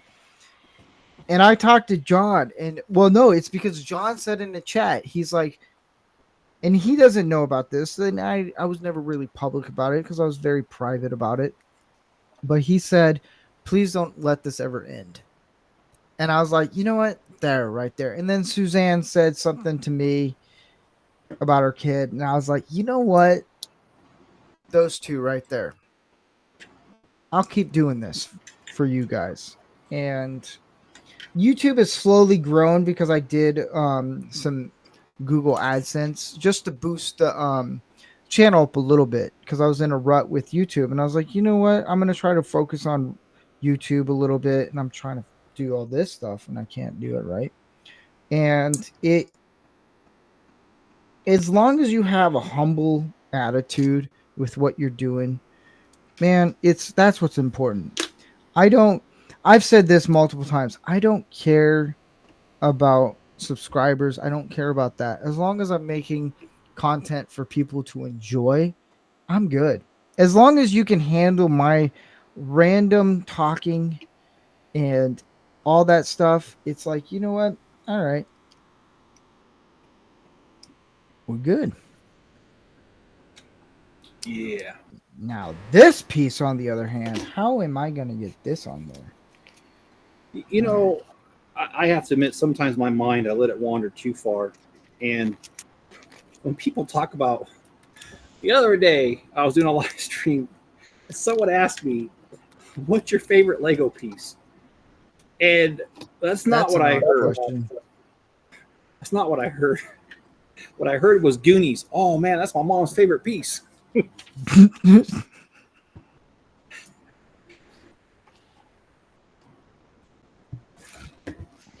Wouldn't be here if it wasn't.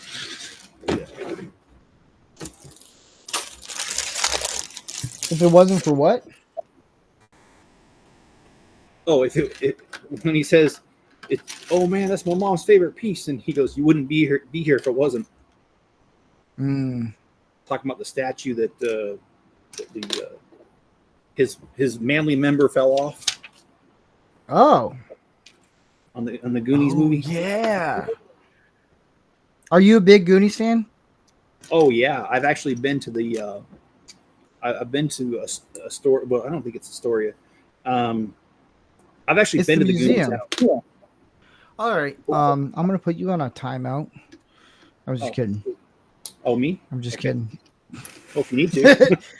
So I actually have. Okay, so I'll send you pictures of this because then you're gonna be like, oh my gosh, I want this. So I have the Goonies map. Oh, really? It's not the real one, but the buddy I work with, he there's a guy he knows that makes, I think, 3 a year of the Goonies map. And I'm trying to get this on right. Is this? Yes.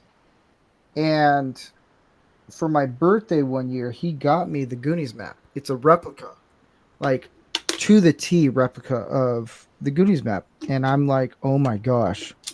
Yes. And I have a Goonies. When I became a Master Mason, I got the Goonies coin, the big one, and it was pretty cool to actually see that. I was like, oh man, this is cool. And it had the whole Master Mason symbol on it and stuff, and I was like, this is awesome. I have a bunch of. I'll have to send you the pictures of what I have. It would be cool, man. I'd like to see that. Yeah, John goes, Jeff, you should see Gary Ambrosia's movie props. Dude, this guy has everything. I'm not kidding. Well, howdy there, Orville Nation. A lot of the movie props, I'll send you pictures. A lot of the movie props that I have, I actually made from the molds from movies. Like Star Trek, everything. I'm not a big Star Trek fan. Well, I'll roast people who are. just because they're fun. But I have 4 props from that I actually helped make from Star Trek and Goonies. I have Goonies coins. I have the Goonies key. Dude, I have like you think I got a lot of Legos? Man, I have a lot of movie props. That's all I'll say. Well, John's a big Star Trek fan. Ah. Maybe I'll have to send him some pictures of what I got. I have the Deep Space Nine, 2 things from Deep Space Nine, and then I have the emblem and that stuff. And there were some people that lost their shit pretty much. You're like, oh my gosh. And Orville said in all caps, loving your motivational shorts. Well, thank you, man. Yeah, I thought, you know what? Manorama, we get a little bit colorful. And I want guys to come on. Oh, I'm on bag 2 right now. Yes. I want guys to come on and just be themselves. So there's 2 sides of it. If it's where women want to know what guys talk about, that's the thing. You get to see that with Manorama. Or if guys want to know, hey, how do I hang out with men? How do I communicate with men? That's the show. So it's 2 sides of it. So we get very colorful. So I came up with the idea, why not do a short where I'm like giving advice of like how to deal with an arrogant person, egotistical person, how to have a healthy life, what's it like when you work hard for something, stuff like that. So I started doing that, and it got pretty big, and people were really liking it. And some people are like, dude, we love what you do on that. So I spend about every day send us 60 seconds of helpful advice. Your daily 60 seconds of advice. That came into this new idea that I'm coming up with. So I'm maybe every other Friday or something like that. As long as I can work it out with being married and all that stuff. I put my wife and my marriage before all my shows, or at least I try to. Sometimes I'm not the best at it. But the idea is to, on a Friday night for like a few hours, if someone wants advice, I will send you the link through email, X, Facebook, or whatever. You would come on, ask one question that you want advice on, and I would answer it. And then we move on to the next person. Doesn't mean someone gets to hang out the whole entire time, but you get to hang out until I answer your question, and then we just move on. And I told a couple of people, and they're like, dude, that's really smart. So it's a little bit different. It's not going to be me saying colorful words or any of that stuff. It's me actually helping people with advice they have, whether it be with marriage, even though I've only been married for 8 years. I'm not perfect. I don't have all the questions, but I understand why guys don't tell guys who are getting married, hey, it's a full-time job. No one told me that. I think that's a bro code right there. When your friend is getting married, don't tell him it's a 24/7, 360,000 day a year thing. It's just, hey. Yeah, and I admit to you, when I got married, I really had no idea what I was getting into. But No one does. But I've been married for almost 28 years to the same woman, and I will say it has not been all peaches and cream, but overall it has been a great experience, and I really enjoy being married. Yeah. I'm not saying marriage is perfect. It has its ups and downs like everything else. But I will say this. I couldn't see my life without my wife. Like, it's to that point where it's like I understand why guys don't live as long as women do, is because I will sacrifice my life to keep my wife safe. That's the thing. I understand that very clearly. And I remember there was a guy talking. He's gonna be getting married, and he's like, "Do you have any advice?" And I didn't know the guy really. And I said, "Look, there's gonna be a point, and you're gonna find out why men sacrifice their lives for women, especially for someone who we love and care for." And I did this whole speech thing, and there was a few beers into it, and his fiance was like, "Oh my gosh!" Like, like when they see Chris Evans walk in, or him, like Chris Hemsworth or Henry Cavill walk into the room, they're like, "Oh my gosh!" It was that look, and he's all like, "That's pretty good." But I never told him it's a all day working thing. It's a constant work. I never did, because I didn't want to ruin it. Because some guys, they don't want to hear that, and they're like, "Oh man, I got to work at it." Yeah, yeah, you're gonna have to work at it.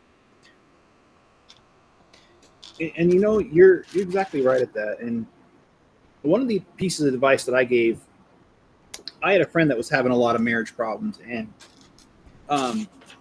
he is not. Him and his wife were actually able to work it out, and I can't take direct credit for it, but I'll tell you what I told him. He kept coming to me complaining about his wife. And I told him at some point, I used to listen and not say much. And finally I was like, his name was Ben. I won't use his last name, but I just told my friend Ben, I said, "Look, Ben," I said, "do you think your wife ever feels the same way about you?" And he says, "What do you mean?" And I said, "Look, you're both imperfect, and you're both living together, trying to make something work." I said, "There's going to be a lot of hiccups just because the very nature of the fact that you're both human." And I said, "You have to realize that even though sometimes she hurts you, as long as it's not something crazy like cheating on you, Yeah.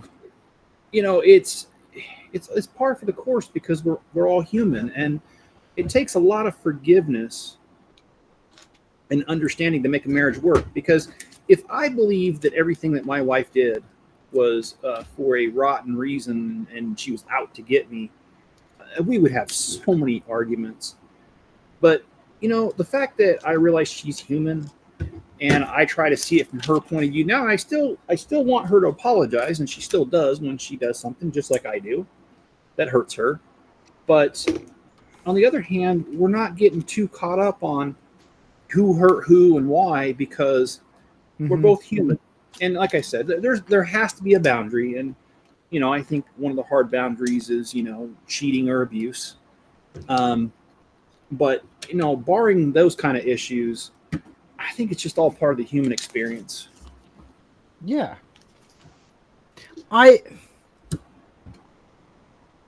That's the thing. Other people are like, "Hey, how do you do this?" And I just read John's thing. My ex was your ex. Okay, I thought you meant Twitter ex.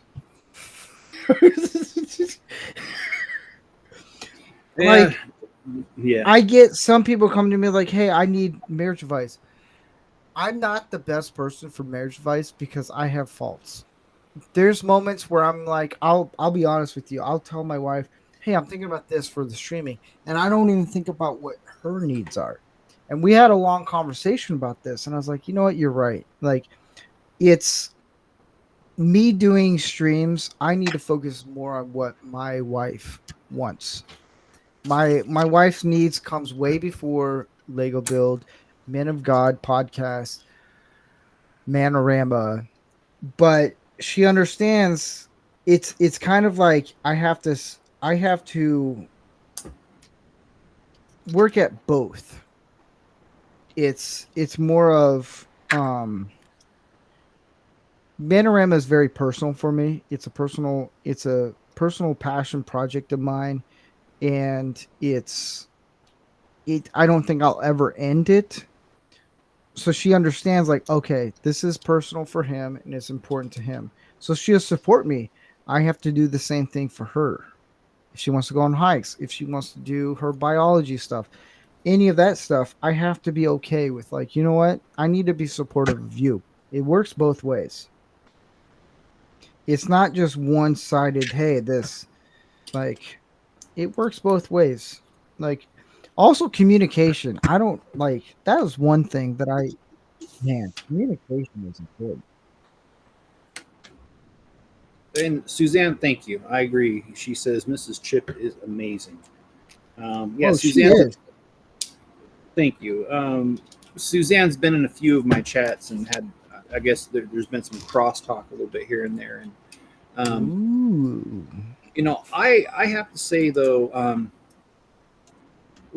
I agree with you about supporting people.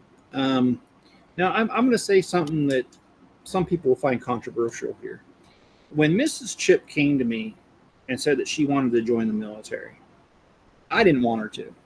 And I was like dead set against it. And something within me said, before you say anything, think about it. So I didn't tell her I objected right off. What I did was I actually got on my knees as a man, brought it before God, and asked him, is this what my wife should be doing? Should I be supportive of this? And, you know, I pray and I don't receive answers this strong very often. But when I prayed about that 17, 18 years ago, the answer was so clear that I needed to man up, not complain, and support her in this endeavor. Mm-hmm. Now, 17, 18 years later, I am really glad that I did, because she has made an outstanding soldier. She's made it to staff sergeant, where she's got a few soldiers under her she's responsible for. She's deployed, and God kept her safe during her deployment. I'll tell you, she was a mechanic when she first joined the Army, and when she was in Iraq, that would happen where if a vehicle got disabled outside the wire, the base, when they went to go pick it up, not every time, but often there was ambushes waiting for them because they knew they were going to go back after the equipment. And that bugged Mrs. Chip. She didn't want to do that, but I mean, that was her job, so she was going to do it, and it scared me. And I prayed and asked the Lord that He'd keep her safe. And to my amazement, a short time after that, the chaplain assistant that of the unit had to go home for a family emergency and couldn't come back. And if you don't know, in the Army, a chaplain is not allowed to carry a weapon. So chaplain assistant is their bodyguard. And my wife's a marksman, and she also has an award for hand-to-hand combat, which also means I don't mess with her too much. No, I'm just kidding. Your wife sounds like a badass. Now that I'm not gonna lie. She is. And she's only an inch shorter than me. She's 5'9", or yeah, she's 5'9". So she's not a small. I mean, she's not. When I say she's not a small girl, I don't mean she's fat. I mean she's tall. That's taller than me. Well, because my wife's marksmanship and her hand-to-hand combat, the chaplain went directly to my wife and said, "Hey, I lost my chaplain assistant. I need a bodyguard. And when you come with me, we'll be traveling from base to base, but by helicopter. And if you know Iraq, not too many helicopters got shot down. That wasn't a big thing." Right. So, you know, she, for the rest of the deployment, she was a chaplain assistant. And when it was time to re-enlist at the end of the deployment, she changed over to chaplain assistant, has been one since. So I learned from this whole entire experience that, you know, number one, if something's beyond your capabilities, there's nothing wrong with bringing it before God and asking Him. Mm-hmm. But here's the catch: when He gives you an answer, you got to listen to it. Yeah. No, I agree, man. Thank you for sharing that.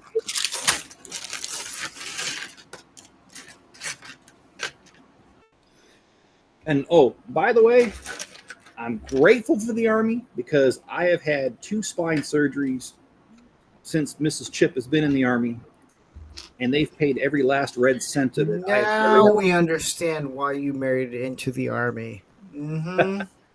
Oh, no, we No. were married 10 years before she did that. Oh, okay. I was just joking. No, So I have a lot of, my family is very military background. It's my uncle was in the Navy, my cousin was in the Marine, and I had friends and family I consider family in the Army. And my mom, right before I went to LA to do film school, you take care, Reggio, Texas. Thanks for joining.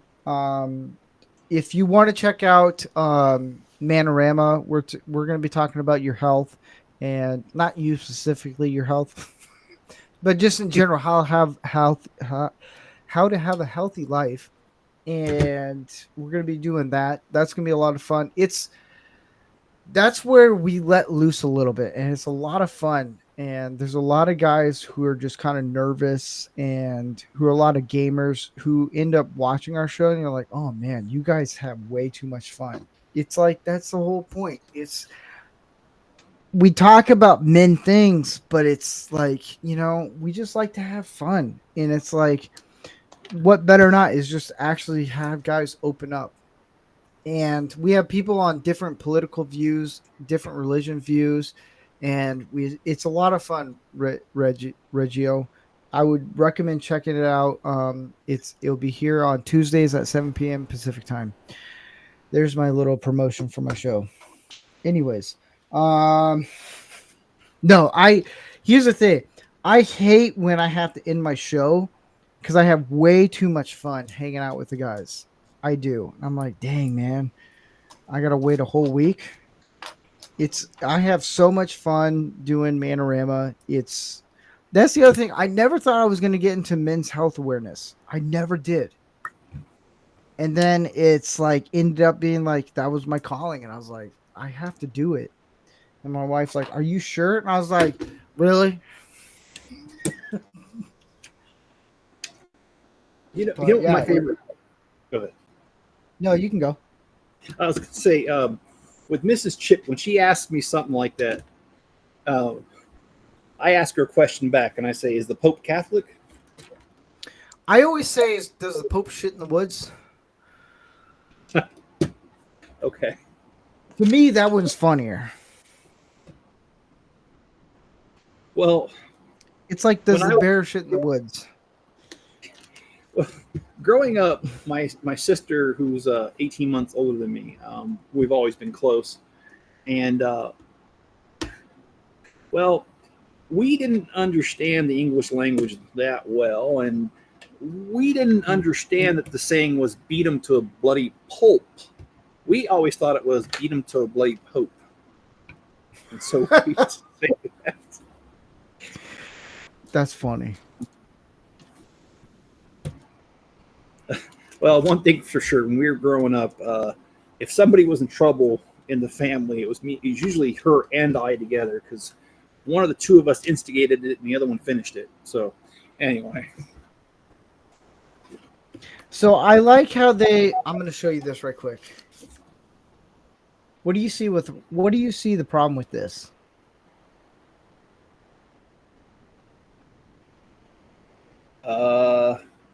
It doesn't look the same. So this should be over here, and this should be over here.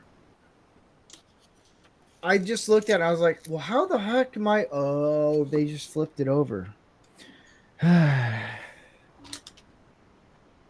Okay.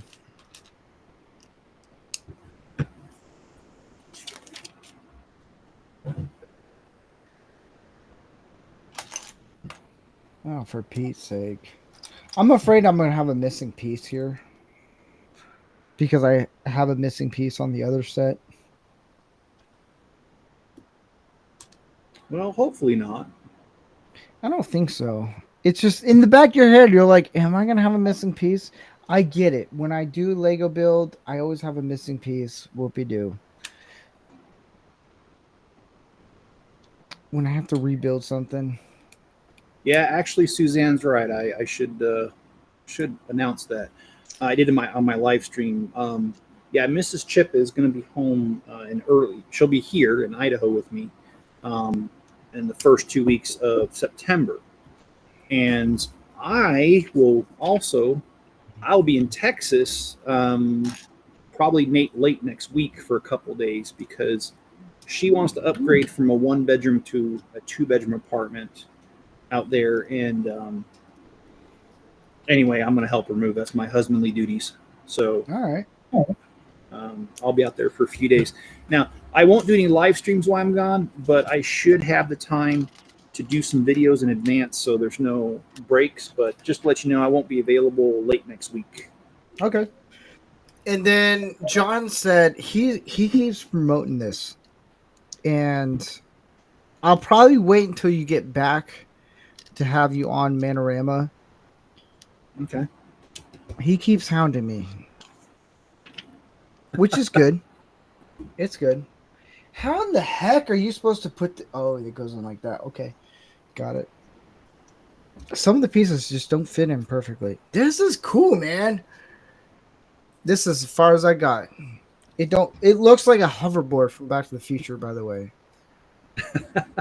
It does. But when you get back, I want to have you on Manorama. We'll talk about we might talk about marriage. I don't know. We'll think of something.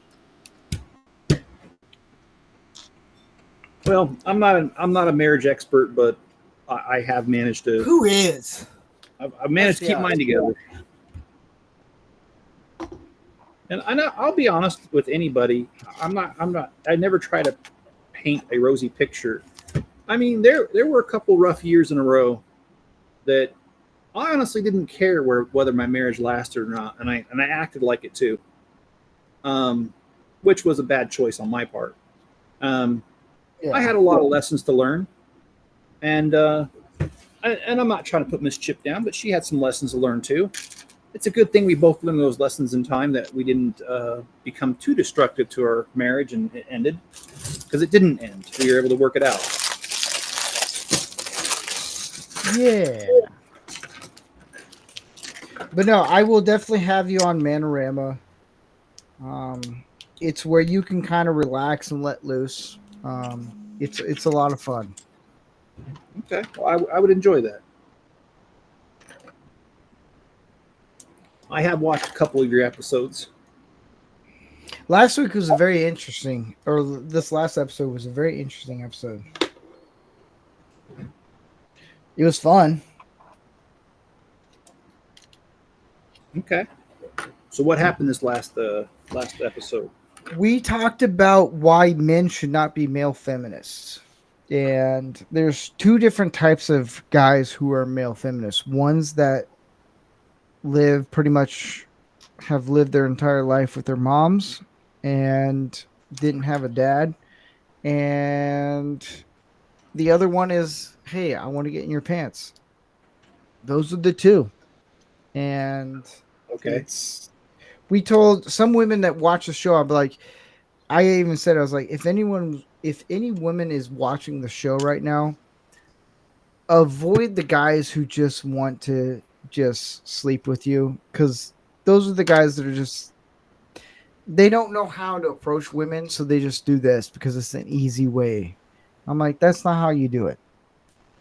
And I did have one chick, she DM'd me and she's like, thank you very much for doing this. It shed light on how guys interact. And I was like, yeah, it's like those guys are the scumbags. Now the ones who just I lived with my mom. Like, my parents got a divorce when I was young, but my mom, she's a hard-headed woman. And she's like, this is this and this is that. And I was like, what? And she's like, you'll figure it out. I was like, all right. And I love my mom to death. But in that, I learned, okay, she never did the whole, how some guys are these days, where it's, boy, did I put this in the wrong place, where it's,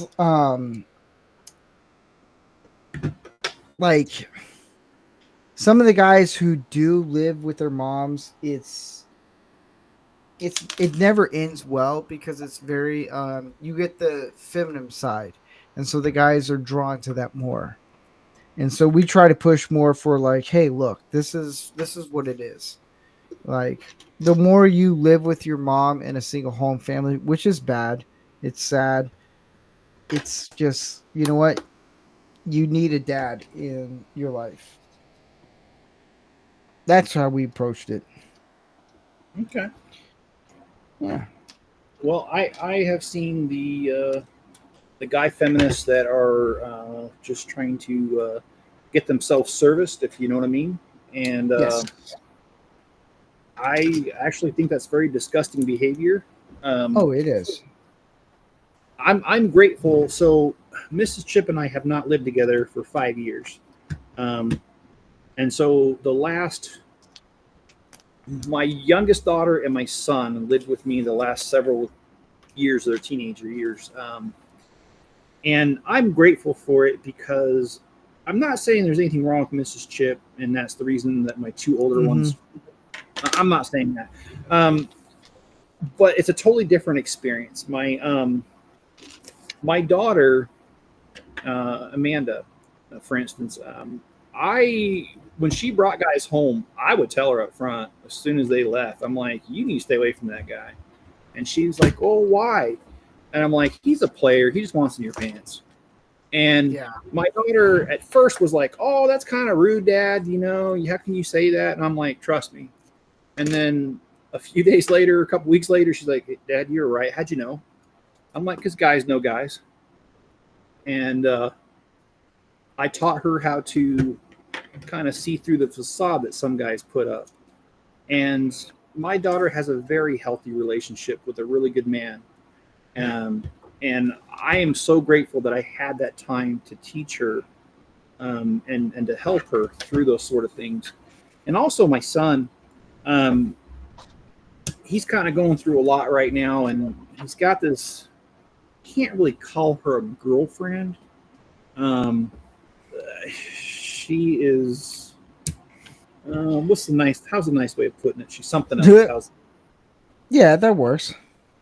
And my son and I had some really deep conversations about that recently. And I just told him, I said, look, man, I said, you really should distance yourself from her. And he's like, why? And I said, son, she's on a self-destructive path, and you're going to get hurt if you're too close to that fire. Mm-hmm. And I was really proud of him yesterday. He finally had enough and told this girl, you know what, we're done. And I'm not going to get into what she did, but if I did, I think, and I think maybe on a Manorama episode talking about what happened there would probably be very beneficial for a lot of guys to. Oh yeah. See. The long story short on that one is, when somebody's actions and their words don't line up, you got to listen to what they're doing, not what they're saying. And if you do that, you will save yourself a lot of heartache. Suzanne says, Steve, I see the older men in our community are always trying to step up and try to teach my boys stuff. I think that's pretty cool. I think a lot of guys are just getting tired of how society is, and they're like, you know what? Let's help some guys out. And I applaud them for that. Now, where am I supposed to put this? I have no idea. Because, you guys right here? Well, it does. Lego, you need to do your instructions a little bit better. Because it's a pain in the butt. There's a lot of stickers for this, man. So I first and foremost, I do want to say my opinions, I will give it to you straight how I feel. And in no way do I feel like men are worse than women or women are worse than men. I think that as a society as a whole, that we've become very selfish and self-centered. Mm-hmm. And I think that most people don't think about others, and they're only in it for what they can get out of something. And I think that a lot of that was brought on by social media. And that's a whole other subject I could talk about for hours, and I won't. Not here. I But mean, no, you really, could. but I think you know where I'm going with that. Yeah. You know, the keyboard warriors and all that Oh stuff. God. Because you know, Mike Tyson had a saying that he said recently that cracked me up. He said that we have a lot of tough people on the internet only because you can't reach through the screen and punch them in the face. So I had someone on my show for a while, and there was a little falling out, and they understood where I was coming at, and they're like, yeah, this and that and whatever it is. I thought they had thick skin. They didn't. Shit, where did I drop that piece?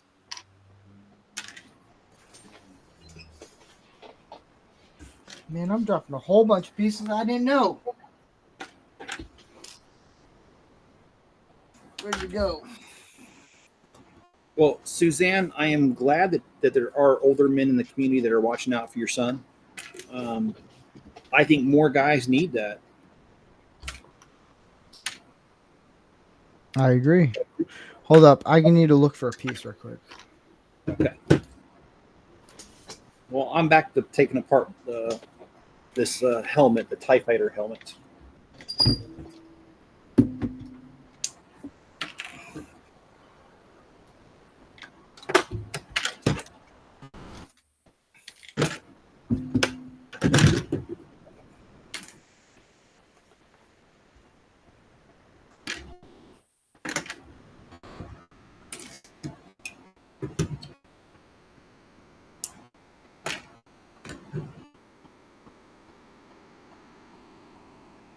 He has a full-time job whenever he wants. He has a second job. When he wants, he has a guy teaching him proper yard care. That's cool. I really am glad to see the older men in your community step up like that. And that is one of the reasons I like living out here in the community, in the country. There's two older brothers that live in a home a couple doors down from me. And, you know, I mean, I love my son Spencer, but a lot of times he won't listen to advice that comes from me. I mean, sometimes he will. And, you know, this guy and his brother down the street, my son likes going over there and talking to him. These guys, one of them, he's almost 80, and the other one's a little bit younger. He's in his late 60s. And my son goes over there, and like he did today, and he hung out with them for a while. And I just think it's really beneficial that they're willing to share their experiences so that it, you know, might help him not make some of the same mistakes that he made when he, you know, when they were younger. I think it was Eleanor Roosevelt that has that famous saying that you should learn from the mistakes of others because you don't have time to make them all yourself.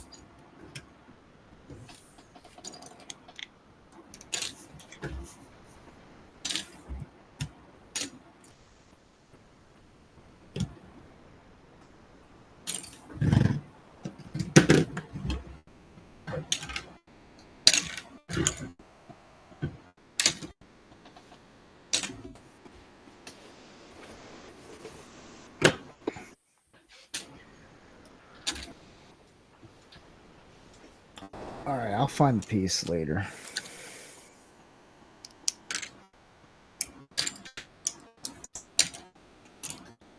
There's a piece that fell and I can't find it now. So it's fallen and it can't get up. It is. It has. You know, driving me nuts right now.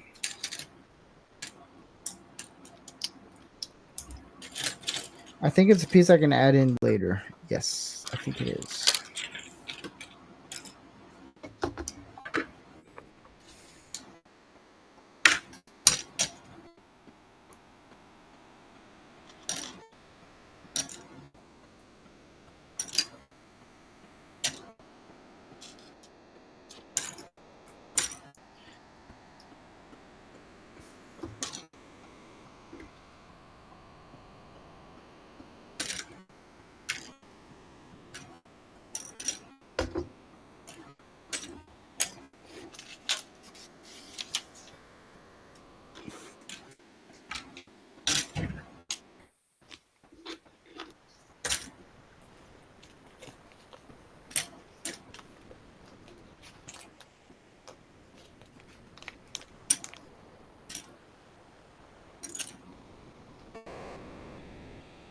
So is John still lurking, or did John leave?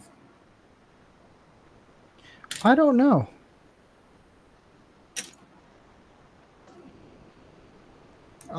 Blake Blatt Turt.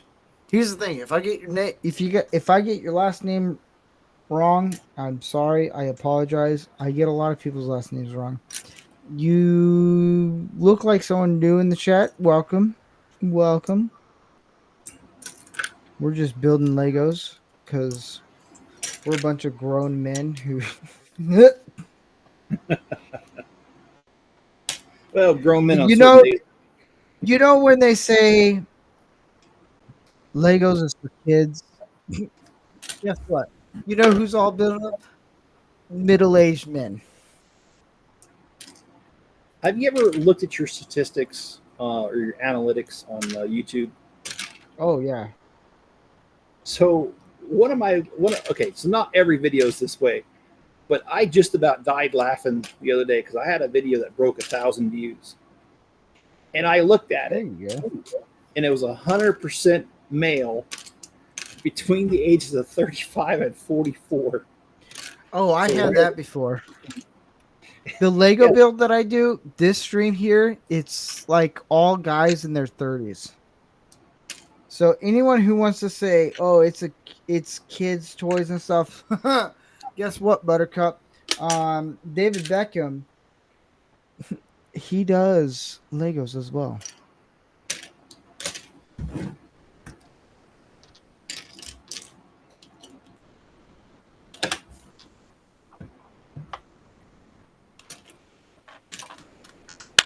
I gotta say, I've taken apart probably 7 or 8 of these helmets today off the screen, and this by far has been the most complicated one. Oh, that one, it looks complicated.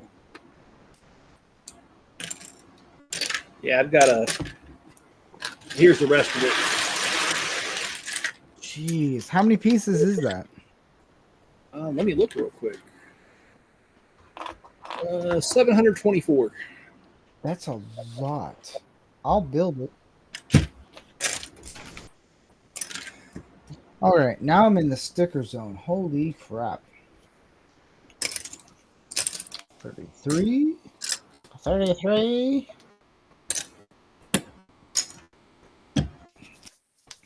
So I will be doing a 60-second advice at the San Francisco Giants Stadium because that's where I'll be tomorrow. Oh, cool. Now, is there a stadium in Santa Clara now? No, that's the 49ers. Oh, okay. I'll be traveling to San Francisco. I don't know why, because I hate my life. But I'll be going to San Francisco Giants game tomorrow, and so I'll be posting a video at the stadium of a 30-second life advice. I think I know what I'm going to talk about. I don't want to say just because I don't want to spoil it for anyone, but it's going to be cool. All right. Well, I look forward to it. And just as a FYI, because I don't care who knows, because I don't live there anymore. I have no one that I know around there anymore. But that new stadium, Levi Stadium, well, I guess it's not that new, but anyway, that is in the parking lot of what used to be Marriott's Great America. I don't know what it's called now. It's still an amusement park. I worked at that amusement park for 2 summers as a teenager. And in fact, my parents' house was so close to it, I could walk to work and I could see several of the roller coasters from my bedroom window.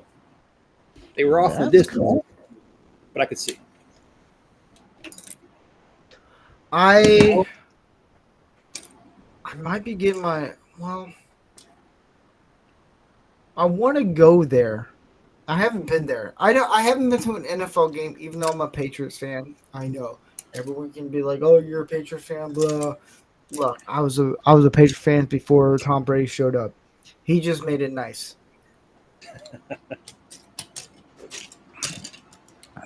I understood what winning was.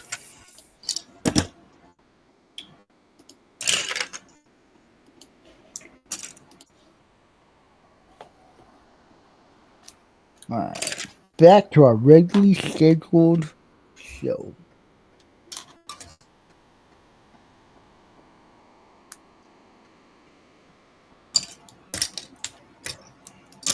Yay! I'm done with that.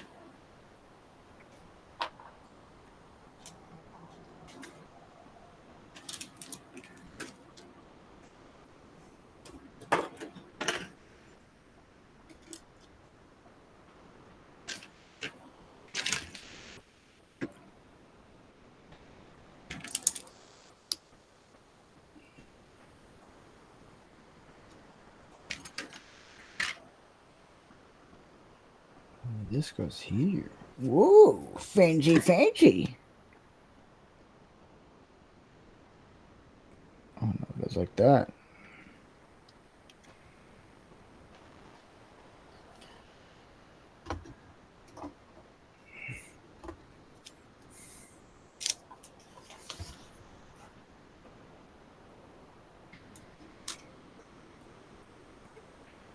All right, I want to mute myself when I put these in the bag because I know it's going to be loud. All right.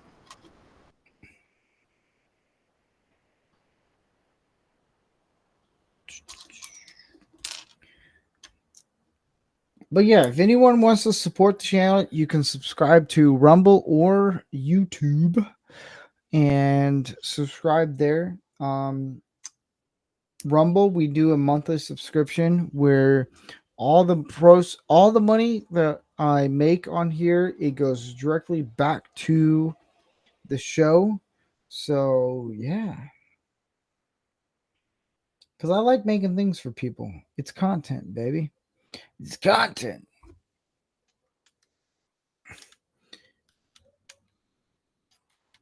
This is ridiculous.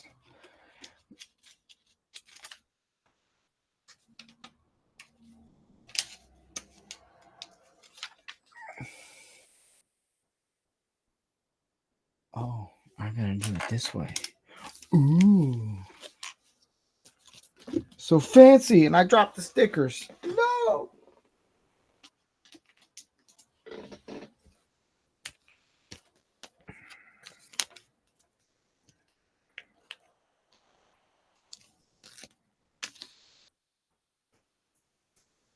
But I like seeing new people in the chat. It's pretty cool.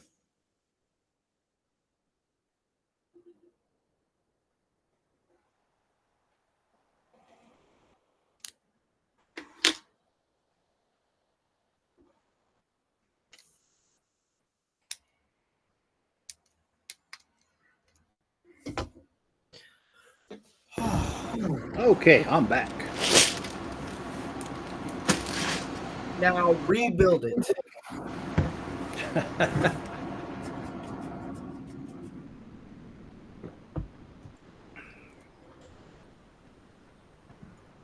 I will at a future. You're all fancy with your little brush.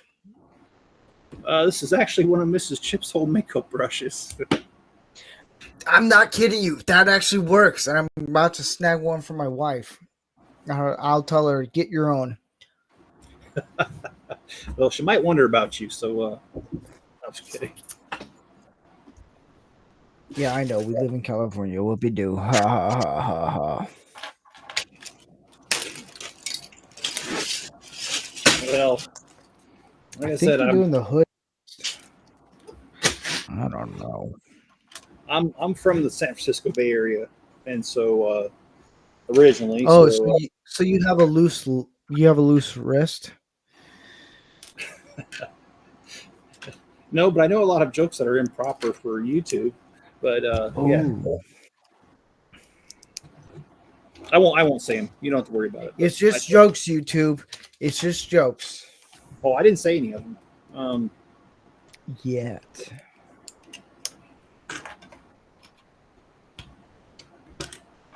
Oh, I gotta do. Oh man. Okay. I'm gonna go with the middle one because why not?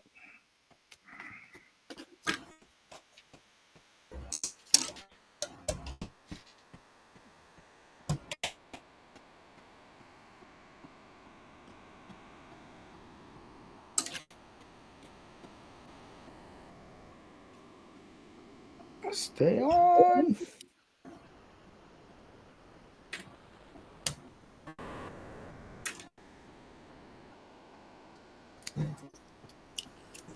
I'm waiting for Andy Masterson to pop in. Just because he would. Did you send him an invite? No, he's usually busy on the weekends. Oh. Probably working on another Barbie doll. I mean, action figure. Come at me, bro. I dare you.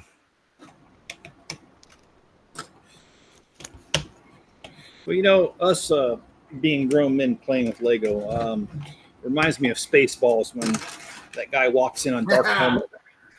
Yes. No, sir. I did not see you play with your dolls again. Good.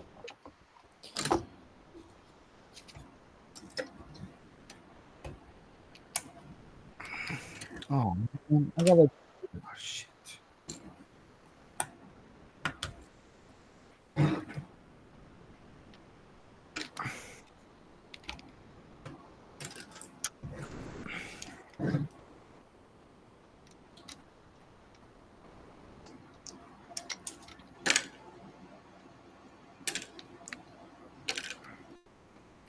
Okay, this makes no sense at all right now.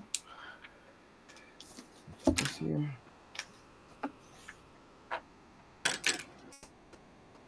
Yeah, how the heck am I supposed to do?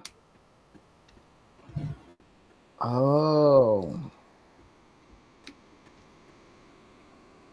That doesn't make any sense, you stinking Lego piece.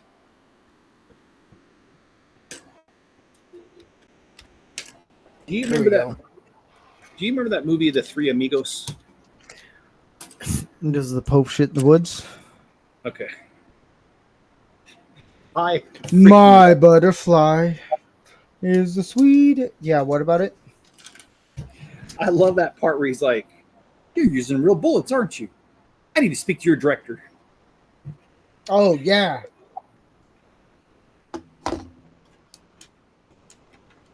Oh, man, I love that movie.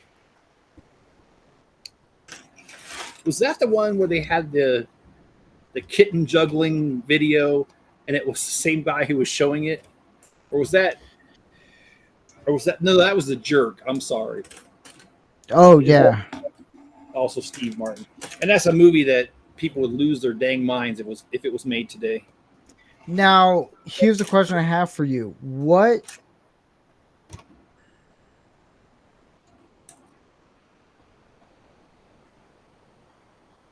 Oh, here it goes like that. What two movies could you not remake now? Well, The Jerk and Blazing Saddles. Ooh. I would say Blazing Saddles and Tropic Thunder. Okay. Yeah. The Jerk, you could. There's a few scenes you couldn't. That's a good one. No one's ever brought up The Jerk. That's a good one. I like that one. Well, I think most people would have a problem with him being raised as a poor black child. I mean, it's funny though. It is. They're not making fun of any race at all. Well, actually, they're making fun of whites. They're not even. They are. That's the thing. But see, I don't think people are that offended by it because it literally is making fun of white people. And we're okay with that. See? We're okay if you make fun of us. We don't care. I mean, I love that part of The Jerk when he wakes up in the middle of the night and grandma's clock radio is playing white music and he's like snapping to the beat. Oh, yeah. And he's like, this whole different world's out there. I've got to see it.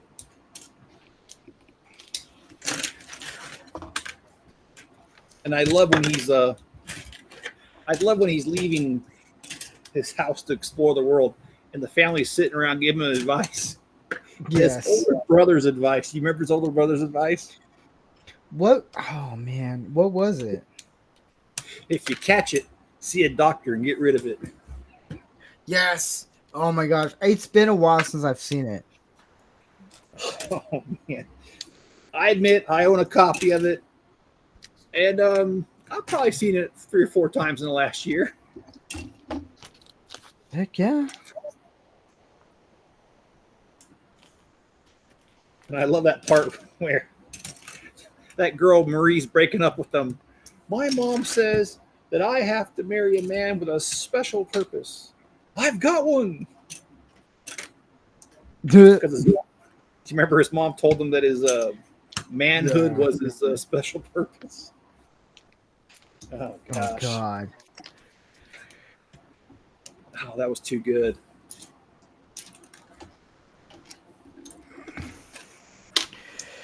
Oh, I love that biker chick that he meets at the carnival. That's his girlfriend for a while. See, I have to see it. I don't remember that.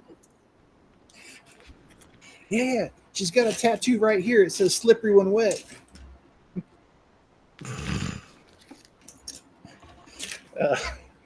I'm sorry, that movie's just so irreverent, but I just love it because the humor in it is just so raw, and they didn't hold back, man. I mean, like if I don't know, they just said it.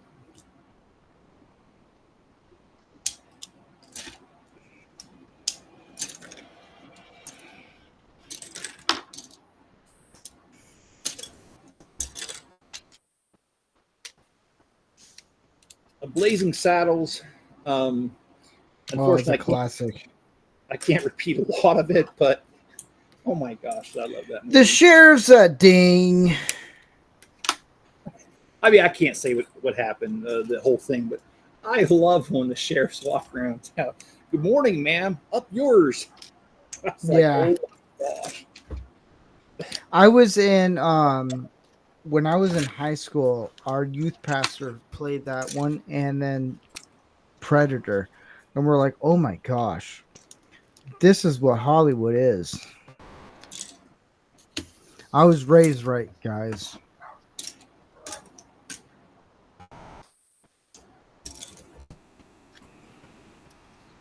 Man, there's a lot of stickers for this. Holy crap.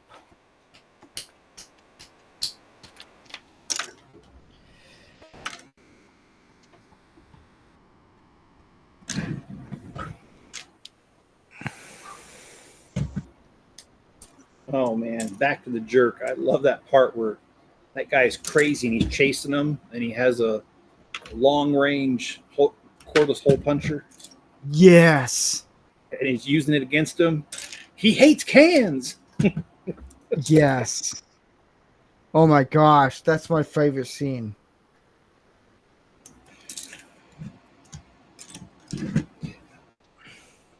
I love when they deliver the phone book to him for the first time. Yeah. He looks up his name. I'm famous. I'm famous. My name's in print. Yeah, I know. Oh man, good movies.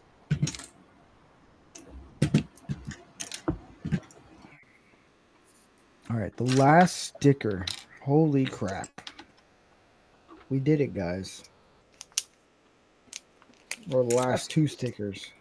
That's a good looking car you got there. It's kind of cool, man. I'm digging it. I did watch your review of the Lamborghini the other day. Yeah. I agree 100%. Everything that you just said, I agree. I really hated working on that one because it was a pain in the ass. Oh yeah. But it's a cool one. I've done it. I've rebuilt it twice. And it's a cool one.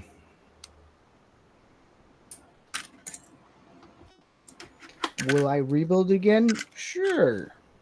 When? I don't know. When the price is right. I know, right?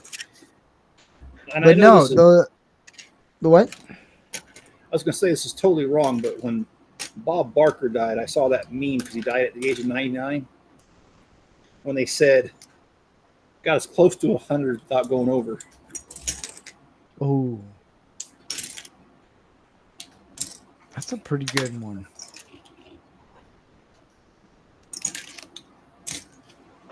Here's the thing. I do own a DeLorean time machine. If the only reason why I would rebuild that one to do another stream is someone gave me $200 to do it because they felt like they needed to see it be built. I'll do that. Other than that, nope, I'm out. Well, see, I can't be bought, but for $200, I'll do a lot of different things. I bet you would, man. We all would. Have you seen the inflation? Oh my gosh! Did you see that video that started off on TikTok that bled over to YouTube of that guy who had a cart of like regular household goods and groceries from Walmart? Yeah. No, And how- I see the one for the pies for Costco. Oh, was it Costco? Okay, I saw I one think for that's what it was. Walmart, and well, yeah, it might have been Costco, but I remember it was like something like $140 just 2 years ago, and then it was something like 400 something now. And I Oh, was that's like, a different one. okay, There's a guy that goes to Costco and he buys all the pies and he sells $10 a slice. I'm like, that. Hey, you know what? I'm okay with that.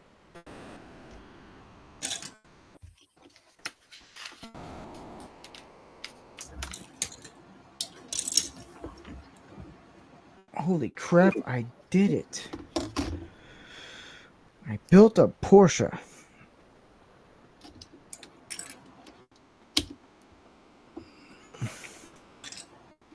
With no wheels. What?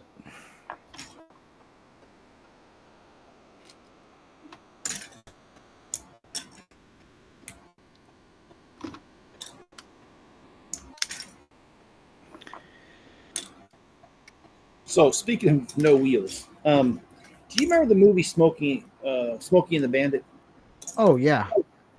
So do you remember that part where the guy's on that stretcher with wheels in the ambulance and he falls out and he's on the road and the sheriff's passing him and the sheriff doesn't realize that it's a guy on a stretcher and he says, it must be one of those new Japanese sports cars. Well, my kids were kind of young and we were going down the road and literally in the other lane, we saw a wheel come off of the car. And they drove on three wheels for a minute. And my daughter was just, I don't know, she couldn't have been that old. She was like 6, 7, something like that. And she's like, oh, that car's missing a wheel. And I was just like messing around with her. I said, no, that's one of those new Japanese sports cars. Just like, and I don't remember how much longer it was after, but I kind of forgot I said that. And we were going, and there was this car on the side of the road, and someone was changing a tire. And they were at the point where one of the tires was off. And their friend was like, oh, that guy's missing a tire. And my daughter, with a straight face, because she thought I was serious earlier, was like, oh, no, that's one of those new Japanese sports cars with only 3 wheels. And I couldn't stop dying laughing, man. That's funny.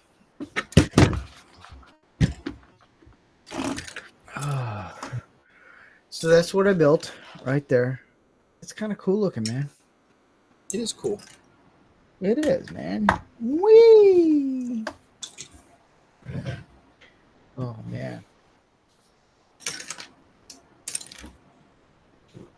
So I'll tell you one last story. Yeah. Okay, so my wife and I, we were just married not very long, a couple of years, and we had our first daughter, and she was maybe about 2. So we were probably married about 3 years, or maybe 4 years. My daughter was 2 or 3, and we were at a Kroger's grocery store. And my daughter kept saying to my wife, she's like, Mom. And, my wife wasn't listening.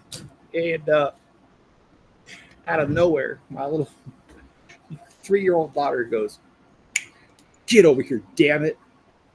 My wife looks at me and she goes, "You're dead."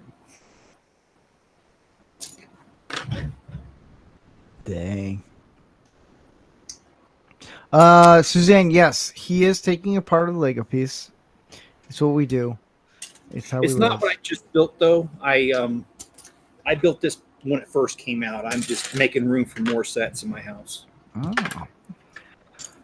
But I do want to thank Jeff and Dark Helmet for joining me. This has been fun. I think I have another piece for the shark. Yeah, this has been.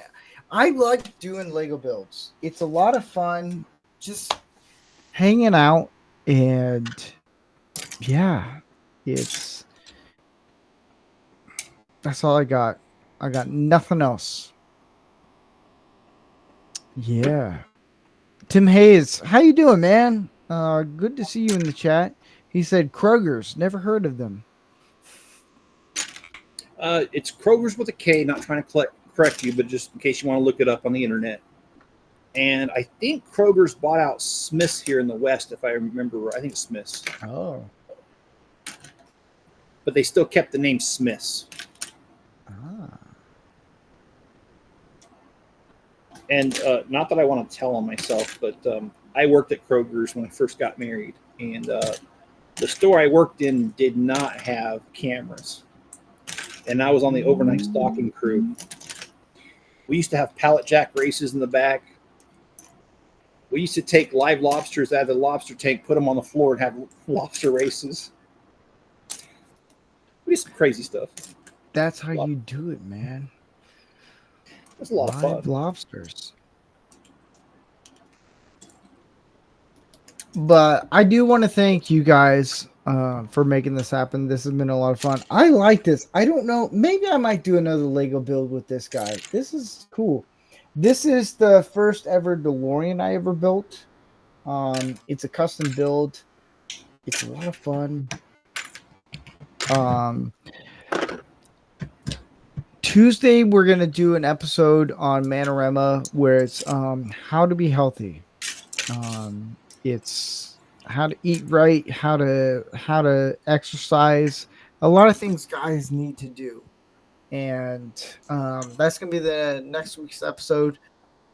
And it'll be a lot of fun. If you want daily advice for 60 seconds, if anybody wants to know, that's a minute. I do one every day, or at least try to, and they're a lot of fun, and I think a lot of people really appreciate that.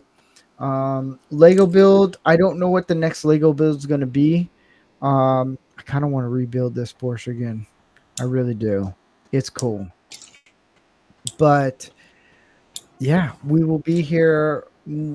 Oh, not next weekend because I will be traveling. So maybe in 2 weeks I might do a Lego build.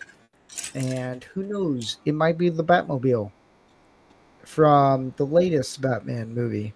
Who knows? We'll find out. But I want to thank Jeff and Dark Helmet for being a part of this. It's a lot of fun. And yeah,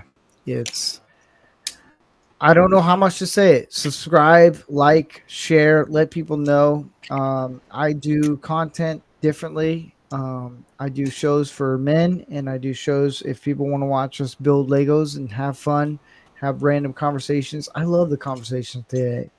And I will get Jeff on Manorama. Don't worry, John. He will be on there at some point. It's a matter of time. That's all.